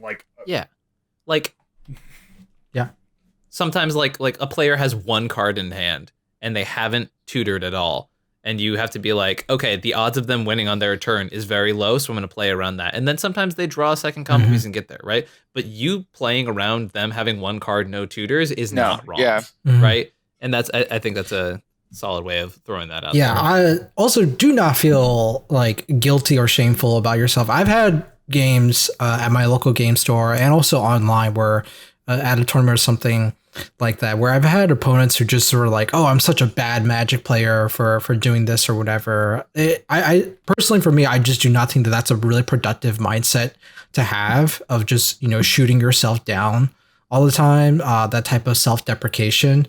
It might be like a coping mechanism that you could be doing to just, you know, to to just, be like, oh, I could have played this correctly, but I didn't. But, I'm just going to chop it up to just me being a bad human being or whatever. And I mean, it's a 4-player game. 3 people lose every match. So, like, be prepared to lose. Yeah. Like, it's going to happen. It's not like a 2-player format where, you should be winning 50% of your matches. You're supposed to lose on average 75% if you're as good as if everyone's equally good and like, come on, just be prepared to lose. That's why, like, I think I do way better in leagues than tournaments, because leagues are always like, I have a long time to get a plus win percentage. Like, that's all I need is I have to just be above the curve. And you don't have to win 4 in a row. You don't have to get on a hot streak. You just have to be above the curve. And I was like, I can do that. That's my success rate right there. Yeah, we definitely need to do an episode about strategizing based on tournament structures. If you're doing a league, if you're doing a tournament, and what are the tournament rules, time limits, and all that stuff. Because I feel like that's a whole nother content right there to talk about. It is very important to know that in pretty much any cEDH tournament, you don't need to run hot to make top 16. Like, you often can win. Yeah, you can run fine. Go like 2-3 and make top 16. And like, you need to know that so that you don't freak out when you start losing, because that's going to be a disaster. Yeah, I think people like, if you have experience playing at things like Grand Prix, where typically the cutoff for day 2 was like, you have to be better than 6-3 or something like that. Yep. But first of all, it's important to recognize, as a 4-player free-for-all format, all of those expected values are way lower. Also, generally, the tournament structure is the reality is there just aren't that many people, so often the playing, like, there's less people for sure. The breakers to single elimination are often like pretty generous. Though obviously, that can vary tournament to tournament. But I think like, understanding that you can lose several games and still, come back from that, and also like, just not letting it get to you. And like, even if you are sort of on the precipice of like, okay, I really do, have to win this game. I'm just like doing everything you can to sort of reset, and not like, you're 0-2. That sucks. It puts you in kind of a rough position, but like, if you start, panicking, then you're definitely not going to come back. Whereas, if like, you might still, what the reality is, if you're 0-2, you're probably going to get eliminated in your next game. Like, even if you're playing super well, like, I don't know, a 40% win rate in this format is pretty impressive. And if you're going into one game with a 40% chance to win it, the reality is, for every time you actually get to keep playing, there's 1.5 times, or for every 2 times you get to keep playing, there's 3 times where you lose that game and you get eliminated. And like, it's all right, it happens. And just sort of having various strategies to cope with that, I think is really important. All right. So one last thing, and we'll go around before we move on to the next one, which will probably be the last thing that we'll talk about, and then we'll wrap up, is for me, be mindful about, in the middle of a tournament, you have your own coping mechanism now, your own mental habits that you have to resetting, to maintaining a really constant, frame of mind throughout. Be mindful that other people are probably doing their own thing. Like, I will say this right now, I do not like talkers. Like, I am that kind of guy at a tournament. Is like, hey, good luck. I also do like helping people out in a tournament, because I don't want people to like mess up a game. I do not like people wasting my time at a tournament, particularly because I am typically playing a stacks deck, and so my time is extremely valuable. And so that's also one of the reasons why I don't necessarily like talkers. But I tend to be very patient with a lot of that. You might not even see me like irked or agitated if you're running your mouth, or if you're in the tank for like 10 minutes, right? I don't even tell you to hurry up or anything like that. And that's mostly because I also, as a player, acknowledge that like my mental capacity and sort of like what is my cognitive overload for certain situations is of a different limit than what yours could be. And so I try to be mindful and respectful of like, you know, what you're doing as a player might just be you trying to like cope or habit in a really stressful setting. And I'm trying to give you that type of space, because the worst thing that I can do is just make that situation worse. Right. And if you know, you can probably read books, watch videos, podcasts about this on things on de-escalation strategies that could actually be pretty helpful in a social situation, especially when things get really tense. And so those are some things to be mindful of, is that everybody here, because your success is actually dependent on everyone else's mental levels as well. You cannot afford to have someone just screw up because they're too anxious or they're tilted or something, right? And so just, you know, be mindful that other people might be trying to mentally deal with what's going on right now during that time. And so usually in a chat, I might fuck around with Morgan and Ian and talk to Michael in the DMs. But other times I just put myself on mute and go make myself a sandwich or something like that. Right. Yeah. And that's just the thing for me. So Ian, what's your last takeaway for this question on mental preparation in the middle of a tournament? In the middle, yeah. So I think I feel like I covered a lot of it. Like resetting your mind is huge. Also, like human basics, right? Like I feel like we forget those a lot as people. I always have a snack. I always, as someone who's addicted to coffee, I always make coffee the morning of. I heard Reed or Morgan, one of the two of you, at one point to crack a window. Like even in wintertime, like having a fresh breeze is actually huge. I literally have seen my window's open right now. I have seen I've seen a rise in my cognitive function with a window open, because the fact that I'm just breathing in fresh air. Escapism, like so. For example, online tournaments, you're sitting in a chair for like 7 hours, awful, if not more.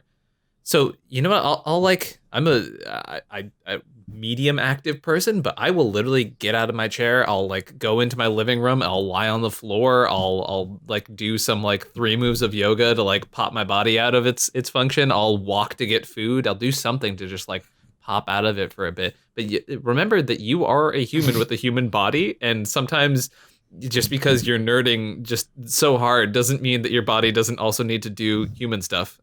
Also, coming back to the anxious stomach thing, use the bathroom. Definitely use the bathroom. I go to the bathroom between every round. Yeah. Oh my God, please use the bathroom. Oh, yeah. Please, yeah. As someone with a very, very weak stomach, do it for yourself. You'll feel so much better. And I think also, like, if you are a little bit cognizant of that and you sort of plan ahead, then you can save yourself some anxiety, because like it can be kind of difficult in the middle of this tense game to be like, hey guys, I need to run to the bathroom real quick.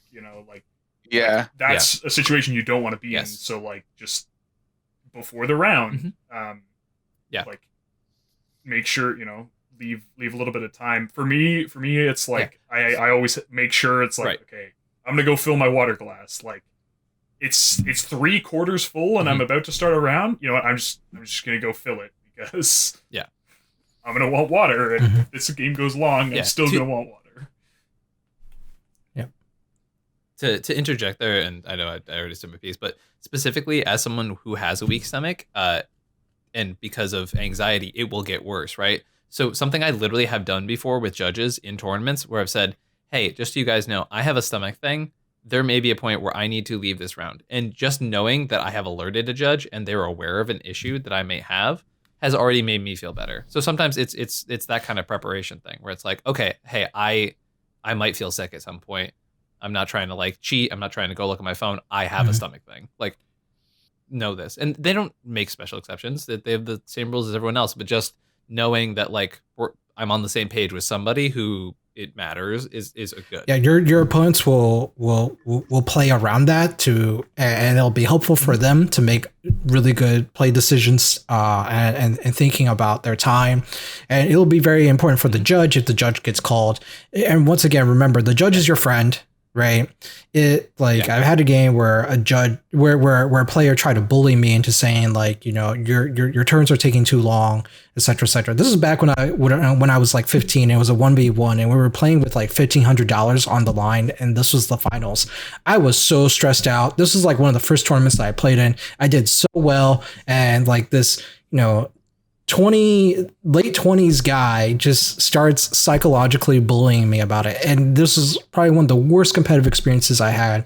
It wasn't only until after the fact that, one of my friends who was like a mentor, the guy who was teaching me how to play Magic, told me, why didn't you just call a judge? If the guy was, criticizing you for slow play, right, and like actually just get a judge over there, because the only person who can actually punish you for slow play was the judge, right? And so you have to keep that in mind, that when things feel really tough or whatever, and you feel like you're going to make a mistake, like a legal game mistake, right? A judge can be your enemy if you've already made that mistake and you get a games violation or whatever. But a judge can be your friend before you make that mistake, so that they can be like, so true. Hey there, buddy. That's not a legal action. I'm going to stop you before you pick up your deck and do something that you're going to regret doing. Right. Anyway, yeah, Morgan, you have the table. Sorry for Ian and I jumping on you there. Sorry, wait. What? Oh yeah. Final thoughts about, mental prep in the middle of a tournament. Yeah, I think, we've covered all the basics of, knowing what you're going to need as a player and knowing,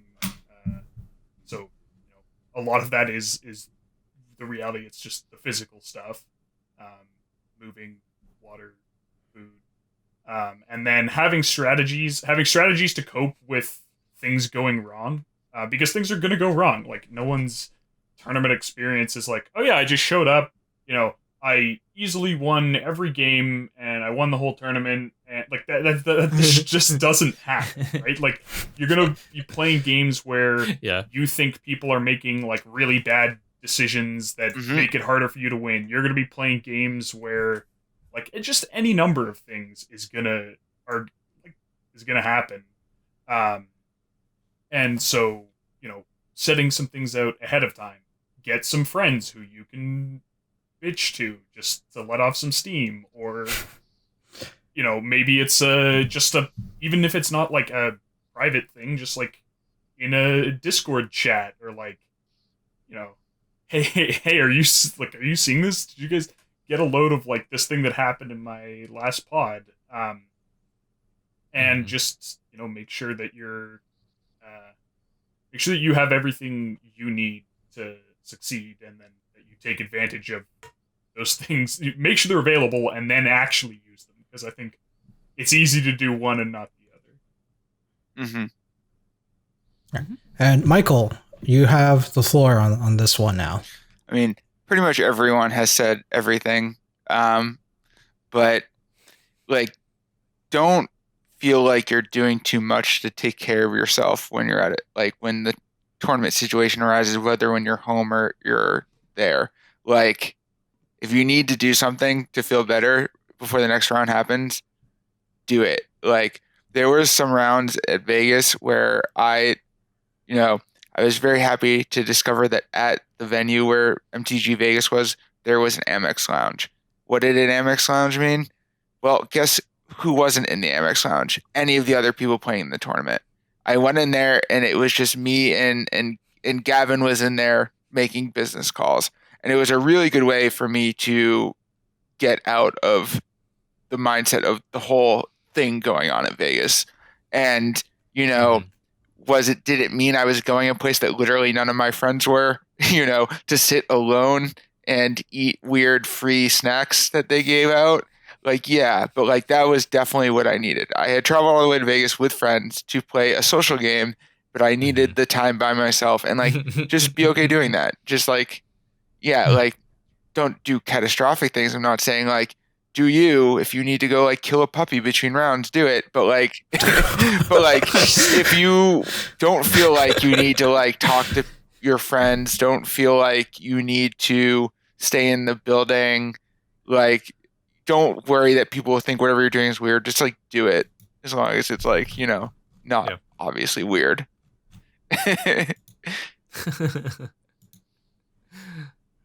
Yeah. So let's move on to the last topic of discussion for today, and that is, what do you do after the event? And I think like some people just like, oh well, the event is over. Like what's there to say about it? And I think there is actually some things to say about it. I think we hinted about this along the way. I think like one particular thing that comes to mind is, Morgan and Ian, you guys brought this up, is and you as well a bit, Michael, about basically your thoughts about your matches, right? I think like one of the things that for most of us who are going to be playing this, there can really only be one winner at a tournament. So I think the thing to really hit on is, what do you do after you just scrubbed out of your tournament, right? Like you might be feeling bad right now, or you might just not be feeling anything at all. Like what's going on? So let's see. I had Morgan start, I had Ian start. Michael, I'll have you start on this. Like, so say that I'll do it two ways. Say that you won your tournament. What do you do mentally? And say that you lost your tournament. What do you do mentally? I mean, I think ideally you do almost the same thing, which is you stop thinking about Magic. Mm-hmm. I think it is super counterproductive to immediately sit there and like be like, all right, I have to go through every game and figure out what I did wrong, think about what cards I'm going to change in my deck. And like, that doesn't mean I succeed at that. There's tons of times, you know, when it's online tournaments, maybe my girlfriend will be waiting for us to go to dinner when the tournament ends, and like she can tell that I am clearly in my head thinking about how awful it is that I misplayed and lost that pod, you know? And it's so counterproductive. You're not going to like play it better because you thought about it obsessively immediately after the tournament ended. You just aren't. So like, you know, go see some friends, have a beer, or if you smoke a joint, like whatever you need to do to like get out of it. You know, that was the other good thing about Vegas. I was the only one playing Modern. So like I went home and we played like cEDH. We talked about cEDH. We like just went to go eat. That was really a savior for me, because I didn't have to think about my deck in any way. I didn't have to think about what Magic was for me that weekend. Here it's helpful because, you know, I live with my significant other, so I have someone to go like immediately do something else with. If you're by yourself, it might be helpful to just have that plan already. Obviously, like when the tournament ends really matters on how well you do, but like, yeah, like if you have a plan, even if it's like, well, when the movie or when the round's over, if I lost, I'm going to watch this movie. Like, you know, I've already thought about it. It's already planned. Yeah. Like have that plan and go and decompress. If you won, celebrate. You know, if you lost, it's just, you know, the next part of your day. That's a fine way to think about it. All right. Ian. Yeah, a lot of the same stuff. So for me, it really depends. I think for a lot of it, it depends on like how I'm feeling after the tournament, right? So if I, for example, lose in a really tense spot with the game, and like an opponent punts, and that's my cut for top 16, right? So like real example I mentioned earlier, that day, I not only did I leave the Discord at the time, I shut down Discord completely, went and go and watch a show with my roommates, and I was like, complete Magic purge. Or at like the first DDM event, it was my first tournament in cEDH. I went to the side tables, got absolutely hammered with some people from the community, and we played games, but people were playing decks like Hippo Hulk, and we were screaming about, I was, you know, unironically or ironically dabbing on people throughout the game. We were just being loud and boisterous and having a good time. So we're still playing cEDH, but it's a complete purge of the tournament. And yeah, so later I thought about it, and later I made adaptations before the next tournament to reflect on what I had learned. And if you're one of those people who like is a little forgetful, write it down. Write down your feelings really quick, and then be like, oh, for example, like I do this with everyday stuff where I'm like, oh man, I don't want to be worrying about this thing all the time, but I gotta move on. Write it down, It's there. It exists now. I'm not going to forget it. Boom, done. You're done with it. I think finding yourself free of stuff is good. And if you win, like, there is nothing wrong with enjoying victory. Like, there is absolutely nothing wrong with enjoying that. Talk to your friends. Be like, yeah, I'm feeling really excited about this. Like, thank you if people congratulate you. Like, there is nothing wrong with enjoying it. Feeling really proud of yourself. I don't think there's a difference between, like, gloating, right? And then having pride. And there is absolutely nothing wrong with feeling good about an accomplishment you did. So yes, we talked about like purging yourself of your environment if you like lose or if you like don't make the day or whatever. But your victories, like you do this for a reason. If you're a competitive person, like you enjoy competing. And even if you make like top 4 or top 16, be like, hell yeah, I had a placement in this tournament. I did well. Like, good for me. Like, I'm patting myself on the back. I am super pumped to make top 16 and above. Like, I have never won a tournament. I top 16 or I top 4, like, and I don't really care that much about that. Like, I only feel bad if I go 0 and whatever. Like, no wins feels pretty bad. But if you win 1 match out of 5, you know, you're statistically indistinguishable from winning 2 matches out of 5, which is usually often making top 16. So whatever. Yeah, I feel that way like too. When you make it to a top spot, like it's just like, oh yeah, I'm already there. Keep in mind, your chances of winning in a 4-player multiplayer game is a lot worse than 1v1. So you making it this far is already an accomplishment. So yeah, go ahead, Ian. Yeah. I was gonna say, and like for example, like Oktoberfest. That was a recent one. I always get March and Oktober mixed up depending on what time of year it is. But like the first day of that tournament, I ended the day in 4th place overall for the entire tournament. And I was like, yeah, I feel really good about this. And I talked about it with my friends and I was like, yeah, this felt really good. I'm really proud of myself for this day. Okay, cool. And like I had that little bit of pride, but I wasn't like reveling in it all night. You know what I mean? But like this is a hard format. It is, in my opinion, the hardest format in all of Magic. And I will die on that hill. I will argue that to the day I die. So if you do well in it, you should celebrate that about yourself. And obviously, if some people are like, I'm humble, I never celebrate. I'm humble. That's okay. I never celebrate. You know, I'm just an ascetic monk. All right, Morgan, go ahead. I think, I think everyone had good things to say about sort of what to do with yourself in the immediate aftermath.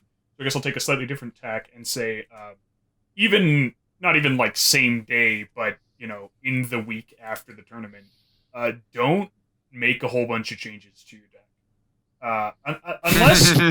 Unless there's like a really consistent problem that you notice with your deck. Like, so an example was when I built my Tazri Zerda deck. I was sort of basing it off my experience playing Thrasios and Tymna, where like it was a Razaketh deck where I'd been using Spellseeker to get a reanimate, and then so I was like, you know what? I don't actually think I need Life Death. Like it's kind of an underwhelming reanimate spell, and the number of times I actually need the extra bodies is like pretty uncommon. But then like when I started using Loyal Retainers in the Tazri Zerda deck, was like, oh, I consistently have at least 1 fewer body. Also, my commander sucks balls and costs 5, so I often don't have my commander in play either. So like, you know, okay, I should have added Life Death to that deck. But like, don't go and be like, oh, I could have got out from under this lock if only I'd put Dismantling Wave in my deck, and then go and put a Dismantling Wave in your deck.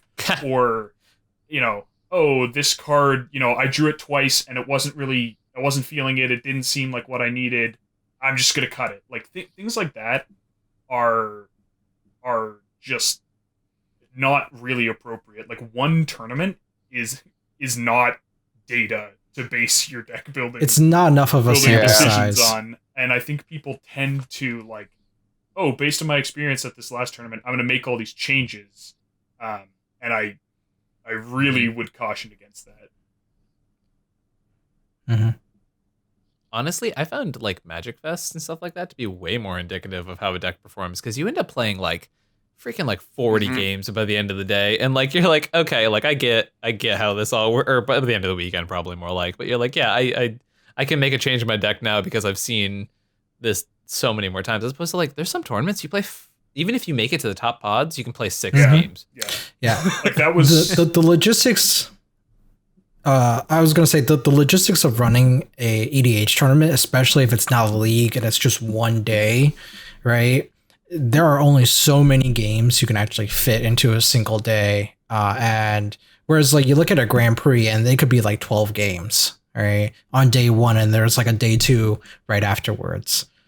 So it's sorry, Morgan, go ahead. Yeah, like I was just gonna use this as an example. I believe the first Tier 1 Gun online tournament was, I think they actually had so few players that it was a 3-round Swiss, followed by a top 13 cut, correct. where if you were the top seed, you went directly to the finals. So I believe that was 4 games of Magic that I played. Like, using that as a basis for like, oh, I need to make changes to my deck is, I mean, surely that, if you didn't hear me say 4 games of Magic and go, well, that's not nearly enough information, then I don't know, maybe reevaluate a little bit what you're using as a basis for things. But this is why I think gold fishing is often so important, because you actually just don't play as many matches of cEDH with a consistent deck list as you think so. So like you need to find the clunky things in the goldfish and make those changes, because you're never gonna play like 100 matches with the deck with the same exact list. It's just never gonna happen. So Never. like I found that when I started playing Modern competitively, that it's so much easier for me to figure out if I need to make changes to my Modern deck, because I can just play a lot of quick games and see the cards very frequently. In your singleton deck, you're not going to see the card that frequently. Every match is going to be so different. Like, what you learn from playing against Razakats in one pod is not the same thing you're going to learn from playing against it in another pod. And you just need to make your deck work. And so losing 4 matches, yes, please don't change your deck. But maybe now you think about what to pay attention to in your gold fishing from what you saw in those matches. But like, don't change your deck because in one tournament you did badly. The meta changes constantly, and I feel like you're going to base your one change off of one tournament, and then you're going to go to another tournament. Like if you're playing a tournament where you're like, oh, I lost to a bunch of Winota decks, better tech in board wipe, and then you go to like the next game and everyone's just running Turbo Nas, and you're just like, well, now I look like an idiot, right? And so you want to think exactly what you just said, Michael. You just want to think about what your deck is doing and just focus on that in the general case. And this really comes to like your skill as a player and your knowledge of cards and interactions. Like I've seen players make Rushing River work, and they'll die on their hill being like, you don't need Cyclonic Rift, Rushing River is all that you ever need, or whatever, or something like that. But you're not them and they're not you, and you kind of just have to like realize what you're capable of doing with certain cards, how you understand interactions. And when you lose in a tournament, you should just think like, okay, well, I keep losing to this card, and you do this retrospect and figure out like, okay, do I need cards in my deck to deal with this play pattern or this archetype that I keep losing to, or do I need to change something about myself? And once again, to emphasize all 3 of you guys, do it after like it's been like at least 24 hours since the tournament, because you just got through like a whole day's worth of competitive grinding. You're not going to be thinking straight. And you've been working so hard at like just keeping your mental state at a fixed constant that it's just not going to help you. It's going to kill your brain. Hey, that's not true. Didn't you hear Sick Robot said cEDH tournament fatigue isn't real? God. Yeah. Quick note on the goldfishing. Someone the other day like tweeted at me asking about how many times I goldfish a list before like actually sleeving it up, and I said literally between 50 to 100 goldfishes with it. And sometimes it's as simple as like, okay, this is a keepable opening hand, and it's not like I'm talking about going and playing out the actuality of like how many turns could I get in before winning and stuff like that. It's more like, okay, if I mulligan to 5 here, do I keep mulliganing so low? Is it because my deck is so greedy and I have to do that, or is it because I put 6/5 drops in the deck and it feels bad, right? And like, yeah, it feels, and do people really like hear like 50 to 100 and they're like, that's that insane? No. I do this. I do it all the time in the background. It's such an easy thing to do.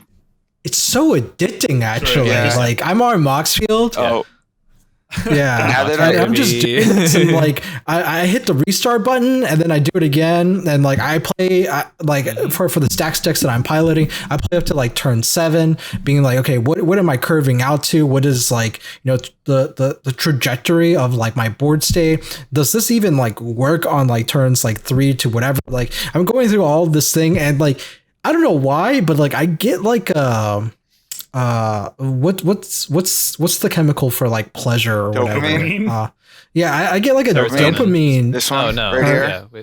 Yeah, I just get like some sort of like satisfaction. It's almost because I have like some mobile games and like tabletop games on my phone that like I would literally just play with the AI mindlessly. Sometimes even in like, you know, I'm on the subway or whatever, right? And that is like the same type of feeling that I feel when like I'm just goldfishing. I'm just running through the rounds, Charles, right? Start playing Belcher in Modern. It's so fun to goldfish Belcher. It takes no time at all because most of the time you win turn 3. Yep. And like a new card came out for Belcher, and I goldfished list with that card like probably already 400 times, and I was just like, here are all the lines you gain with March of Reckless Joy, which is a sweet card, everyone. It's an amazing card.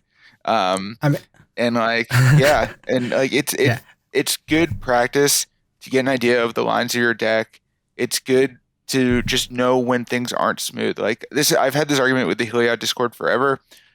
I think Torpor Orb effects are bad in Heliod because half of our tutors are ETB effects.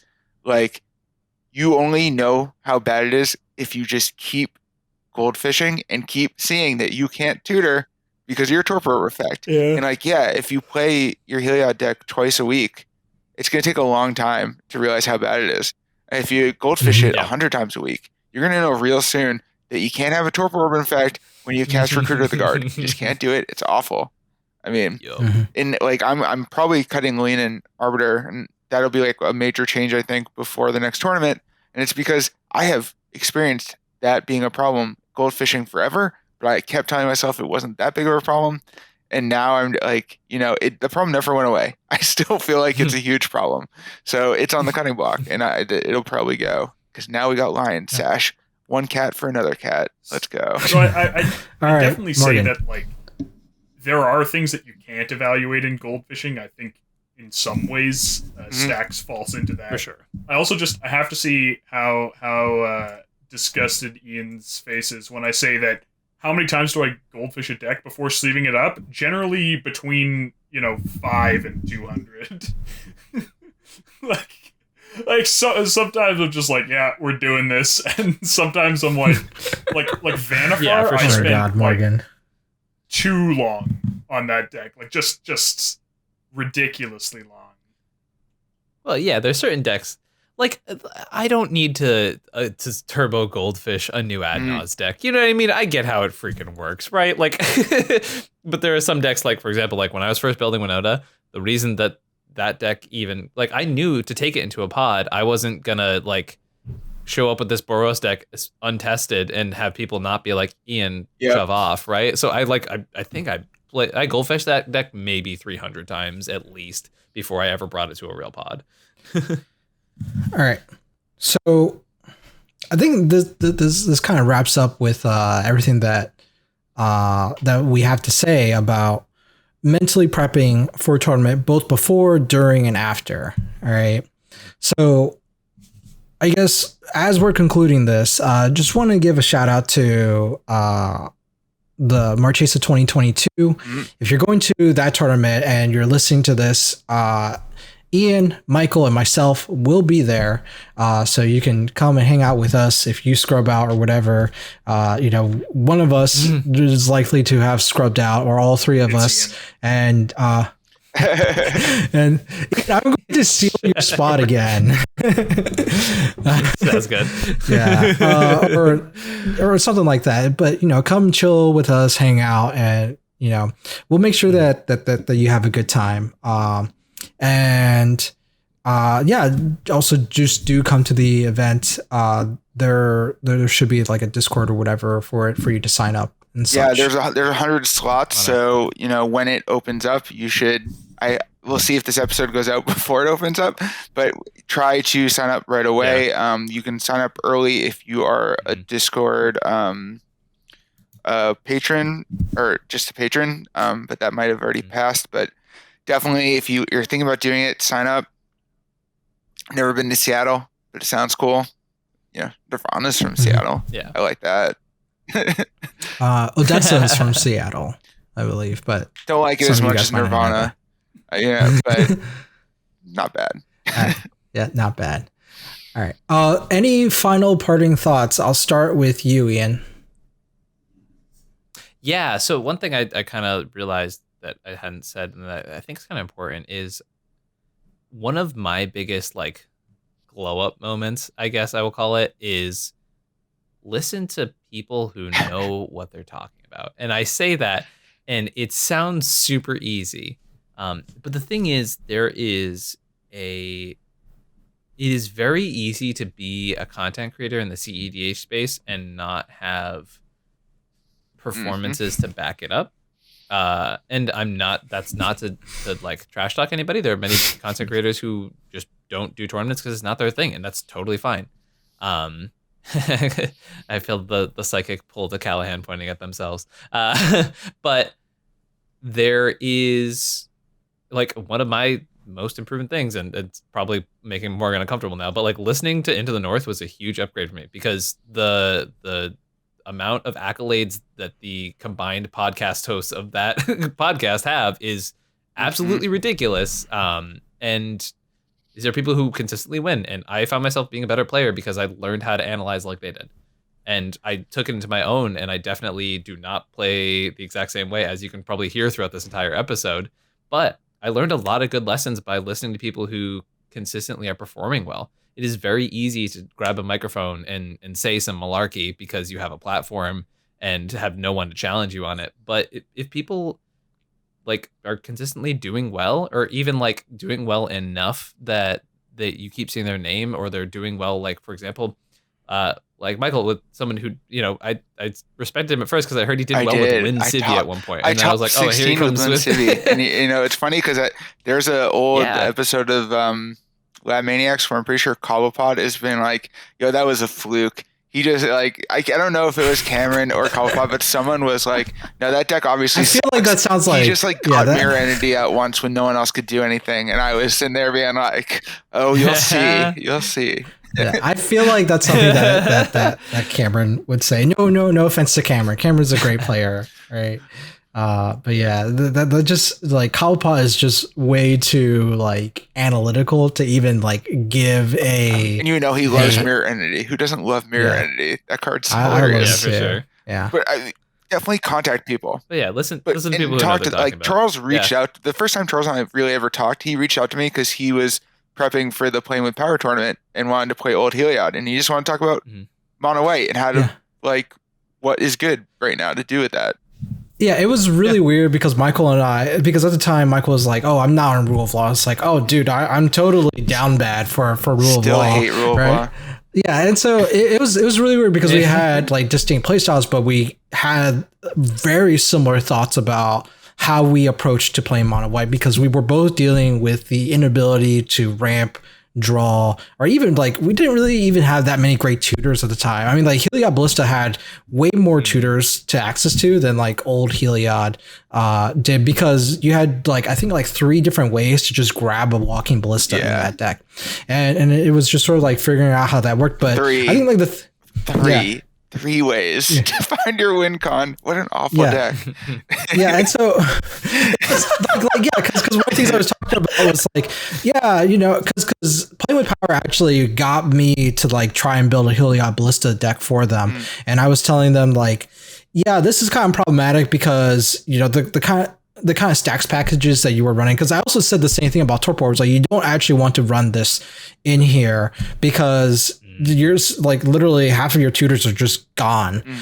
And it's going to feel bad because literally that's what that card is there for. Like when you put in that tutor, it is not a stacks piece, right? Yep. Like we didn't really get advantage of like, well, we did later get Ranger Captain of Eos, and God, that card was so amazing. It's like, it's blown up now, but like, yeah, but In it's every like format, it's dumb. It's just it's so good.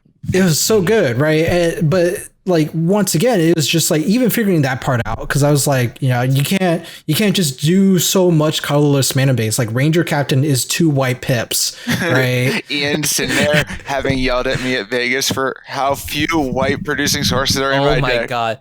This motherfucker in his mana base is so. I said the same thing. I was like, you can't play Book of Exalted Deeds and have like 2 planes in your deck. You can't I beat did this guy. remove Mutavault recently for the new white channel land, so there's one more white source in the deck. I need it to play Lion Sash. I need we're more so all the way mana. up to 4. Yeah, I said the same thing too. So in the MLC, we're able to like swap out like I think 5 cards in a deck for whatever, and I believe I literally just put in more planes into the Heliod Ballista deck because I was just like, yeah, like there's just not enough, and like that deck like took me to the semifinals. Like I like most of my wins in the MLC literally were from just Heliod Ballista, and and the funny thing was like it wasn't even with the Heliod Ballista combo. It was just sometimes I was just like, yeah, I'm just gonna start attacking. People just don't realize that. I mean, this is the thing that Michael and I often talk a lot about with like stacks strategies and stuff like that. Is that your opponent is like thinking one thing and you could just be doing another, but that's a whole nother conversation. It's just Back to the beginning, just talk to the people who you think might help you prep for the tournament. Most people want to help you, especially if they're really into playing the deck that you're going to play. Because, like, I'm happy for anyone to do well with Heliod. It's like the deck that's my baby. So when anyone does well, I feel good about it. And, you know, and like a lot of the Discords are structured that way. I know, like, on the 8WAC Discord, we all geek out when any of us do well in a tournament. In the Belcher Discord, like we all geek out. I mean, the Belcher Discord is like a Belcher plus Oops All Spells Discord, and I get excited when Oops does well, and I don't even play Oops. Like we just share a Discord, you know. Like, but like that's a good way to prep for a tournament because everyone just wants each other to do well. You're not like their opponent on Discord. I mean, unless you're super argumentative and kind of an asshole, but that's a whole other story. Don't be that person. People want to help you prep, so reach out to the people you think know about the deck you want to play, or about the metagame that you think you're going to be playing into. I mean, just do it. Yeah, and Morgan, I would say on the point of talking to people who know what they're talking about, I've made this point a few times. Sometimes it seems self-serving, but I guess given that I was in fact the person who won the last tournament I entered. People overvalue tournament wins. Like someone who wins a tournament, you know, I'm not saying that, oh, it's just easy, but like, I would be lying if I said there wasn't luck involved. And like, you know, people who consistently top 16 tournaments, for example, like if you can show up to 4 or 5 events in a row and go 2 and 3, like you're rocking a 40% win rate across, like, you know, not a huge number of games, but a decent number of games. Like that really means something. And like so people and like also for evaluating decks, I think people like, oh, XYZ deck won this tournament, like therefore it's a good deck. And it's like, oh, this deck that's been, you know, in like you know, all the Thrasios Timna memes, you know, TNT's dead, whatever, like it was still continuously showing up in top 4s, you know, like, like and I know like that one in particular was like largely tongue in cheek, but like there are lots of decks where it still clearly performs, but people sort of have this tendency to like just write it off, and so just, you know, be mindful of not sort of overreacting to writing things off streams. And the last thing I would say is just don't ever let anyone have survival of the fittest. It just and like this is not self-serving because I play Survival of the Fittest a lot. But no, never let that card resolve. It's just that card is not okay, and it always gives them more reach than you expect. So just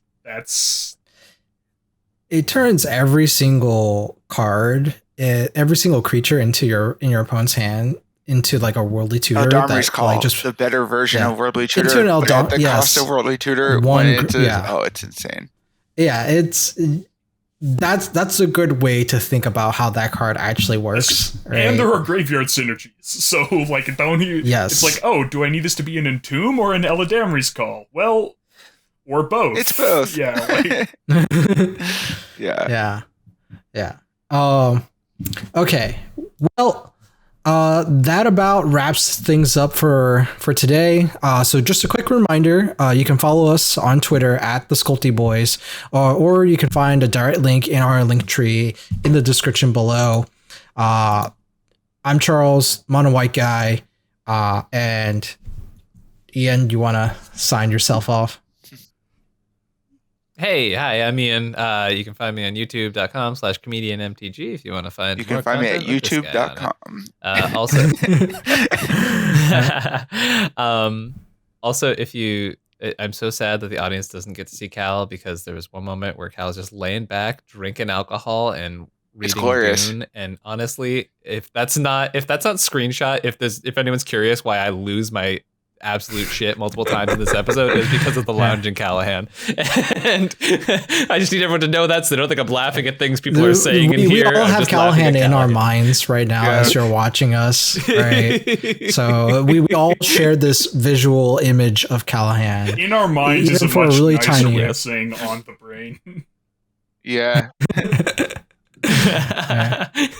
Burnt into our psyche. This is what happens when you join the Mind Sculptors. All right. Morgan, you want to take it away? Sure, yeah. I'm Spleenface. I'm or Morgan. I go by either. And I'm on the Mind Sculptors with some level of regularity, and you can also find me as part of the Into the North podcast, which is on YouTube and anywhere you get podcasts. And I stream on Sunday evenings at twitch.tv/teamturn3. So if you're into cEDH live streams, definitely come check those out.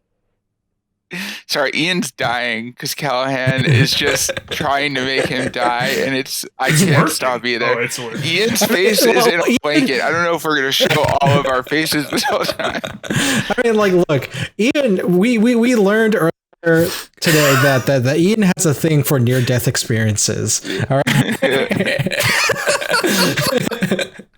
All right, Michael, my co-host, Michael, Dr. Michael Levine, I should say.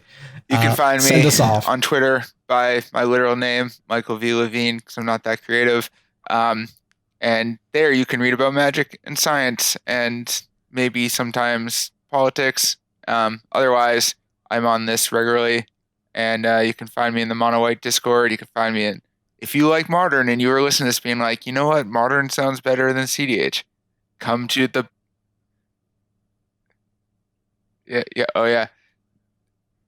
Someone just sculpted my mind and reminded me. So come to the Belcher/Oops Discord. Come to the 8WAC Discord, but also come to the Mind Sculptors Discord.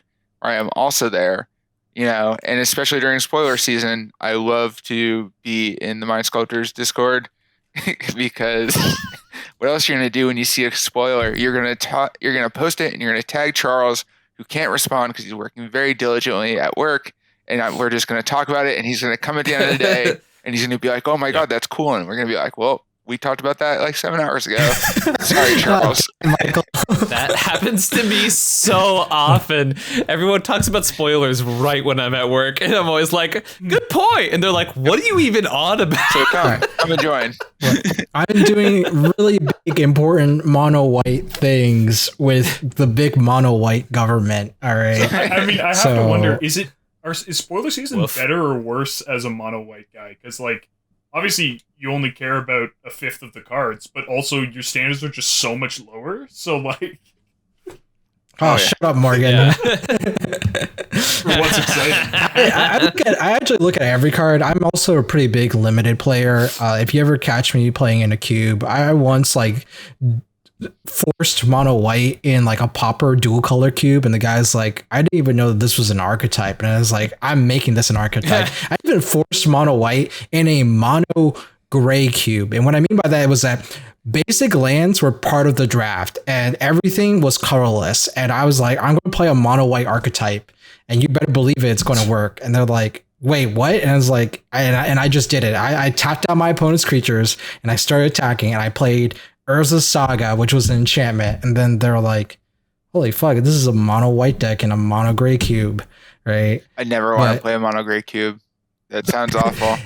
It's really fun. I ended up building like a meme version of the deck that I drafted into an Oswald Urza Saga deck that I played against Morgan, and Morgan was just like, yeah, I'm going to just play Meltdown.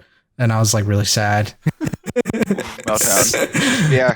Come to the Discord. Come hang out with us. And if you like the mono white guys content, let us know, and let us know what you want to hear us talk about, because we're pretty much just talking about mono white over and over again. So let us know how we should focus that mono white energy. That sounded a little wrong, but okay. So does half the guys stuff you guys say. It's just, you gotta power through. All right, cool. All right. You said mono white government earlier. I want to point out. Okay. I meant more about the fact that white tends to focus a lot on laws and order. All right, you know, I'm bringing myself like we worried 6 feet about this under when now. we came up with the name. We thought about it for like a little bit. Okay. All right. Anyway, good night, guys, or whatever where it is. What a burnout ending. Good night, everyone. I'm in line with the stars, I'm in sync with the earth. 10 toes deep, flower child from the turf. I never switch sides, like even when I die, I'm a ride for the squad, ladder ties in the hearse. I've been on a vibe, kinda hard to describe. I'm in between, I'm good and it's fine, but I'm tired of the grind. Then I come alive in the night to realize I'm in the middle of the time of my life. I'm never so packed for the stack, never lied on the rap. Got a bag from the way that I write it. Queen looking Tyson, do that ass survive, doing 80 to the house. Then I hit it to the sky change, haters on a tirade. Talking to they crib in the face, be still, let that hit stuff fade. We all want the same, we all want a meal in the safe. I wanna live like I'm trying to reach enlightenment. Trail spill from my lips, feel bent from the bip. Take a sip till I pass out. Try and get grit, but it don't make sense, cause you can lose life on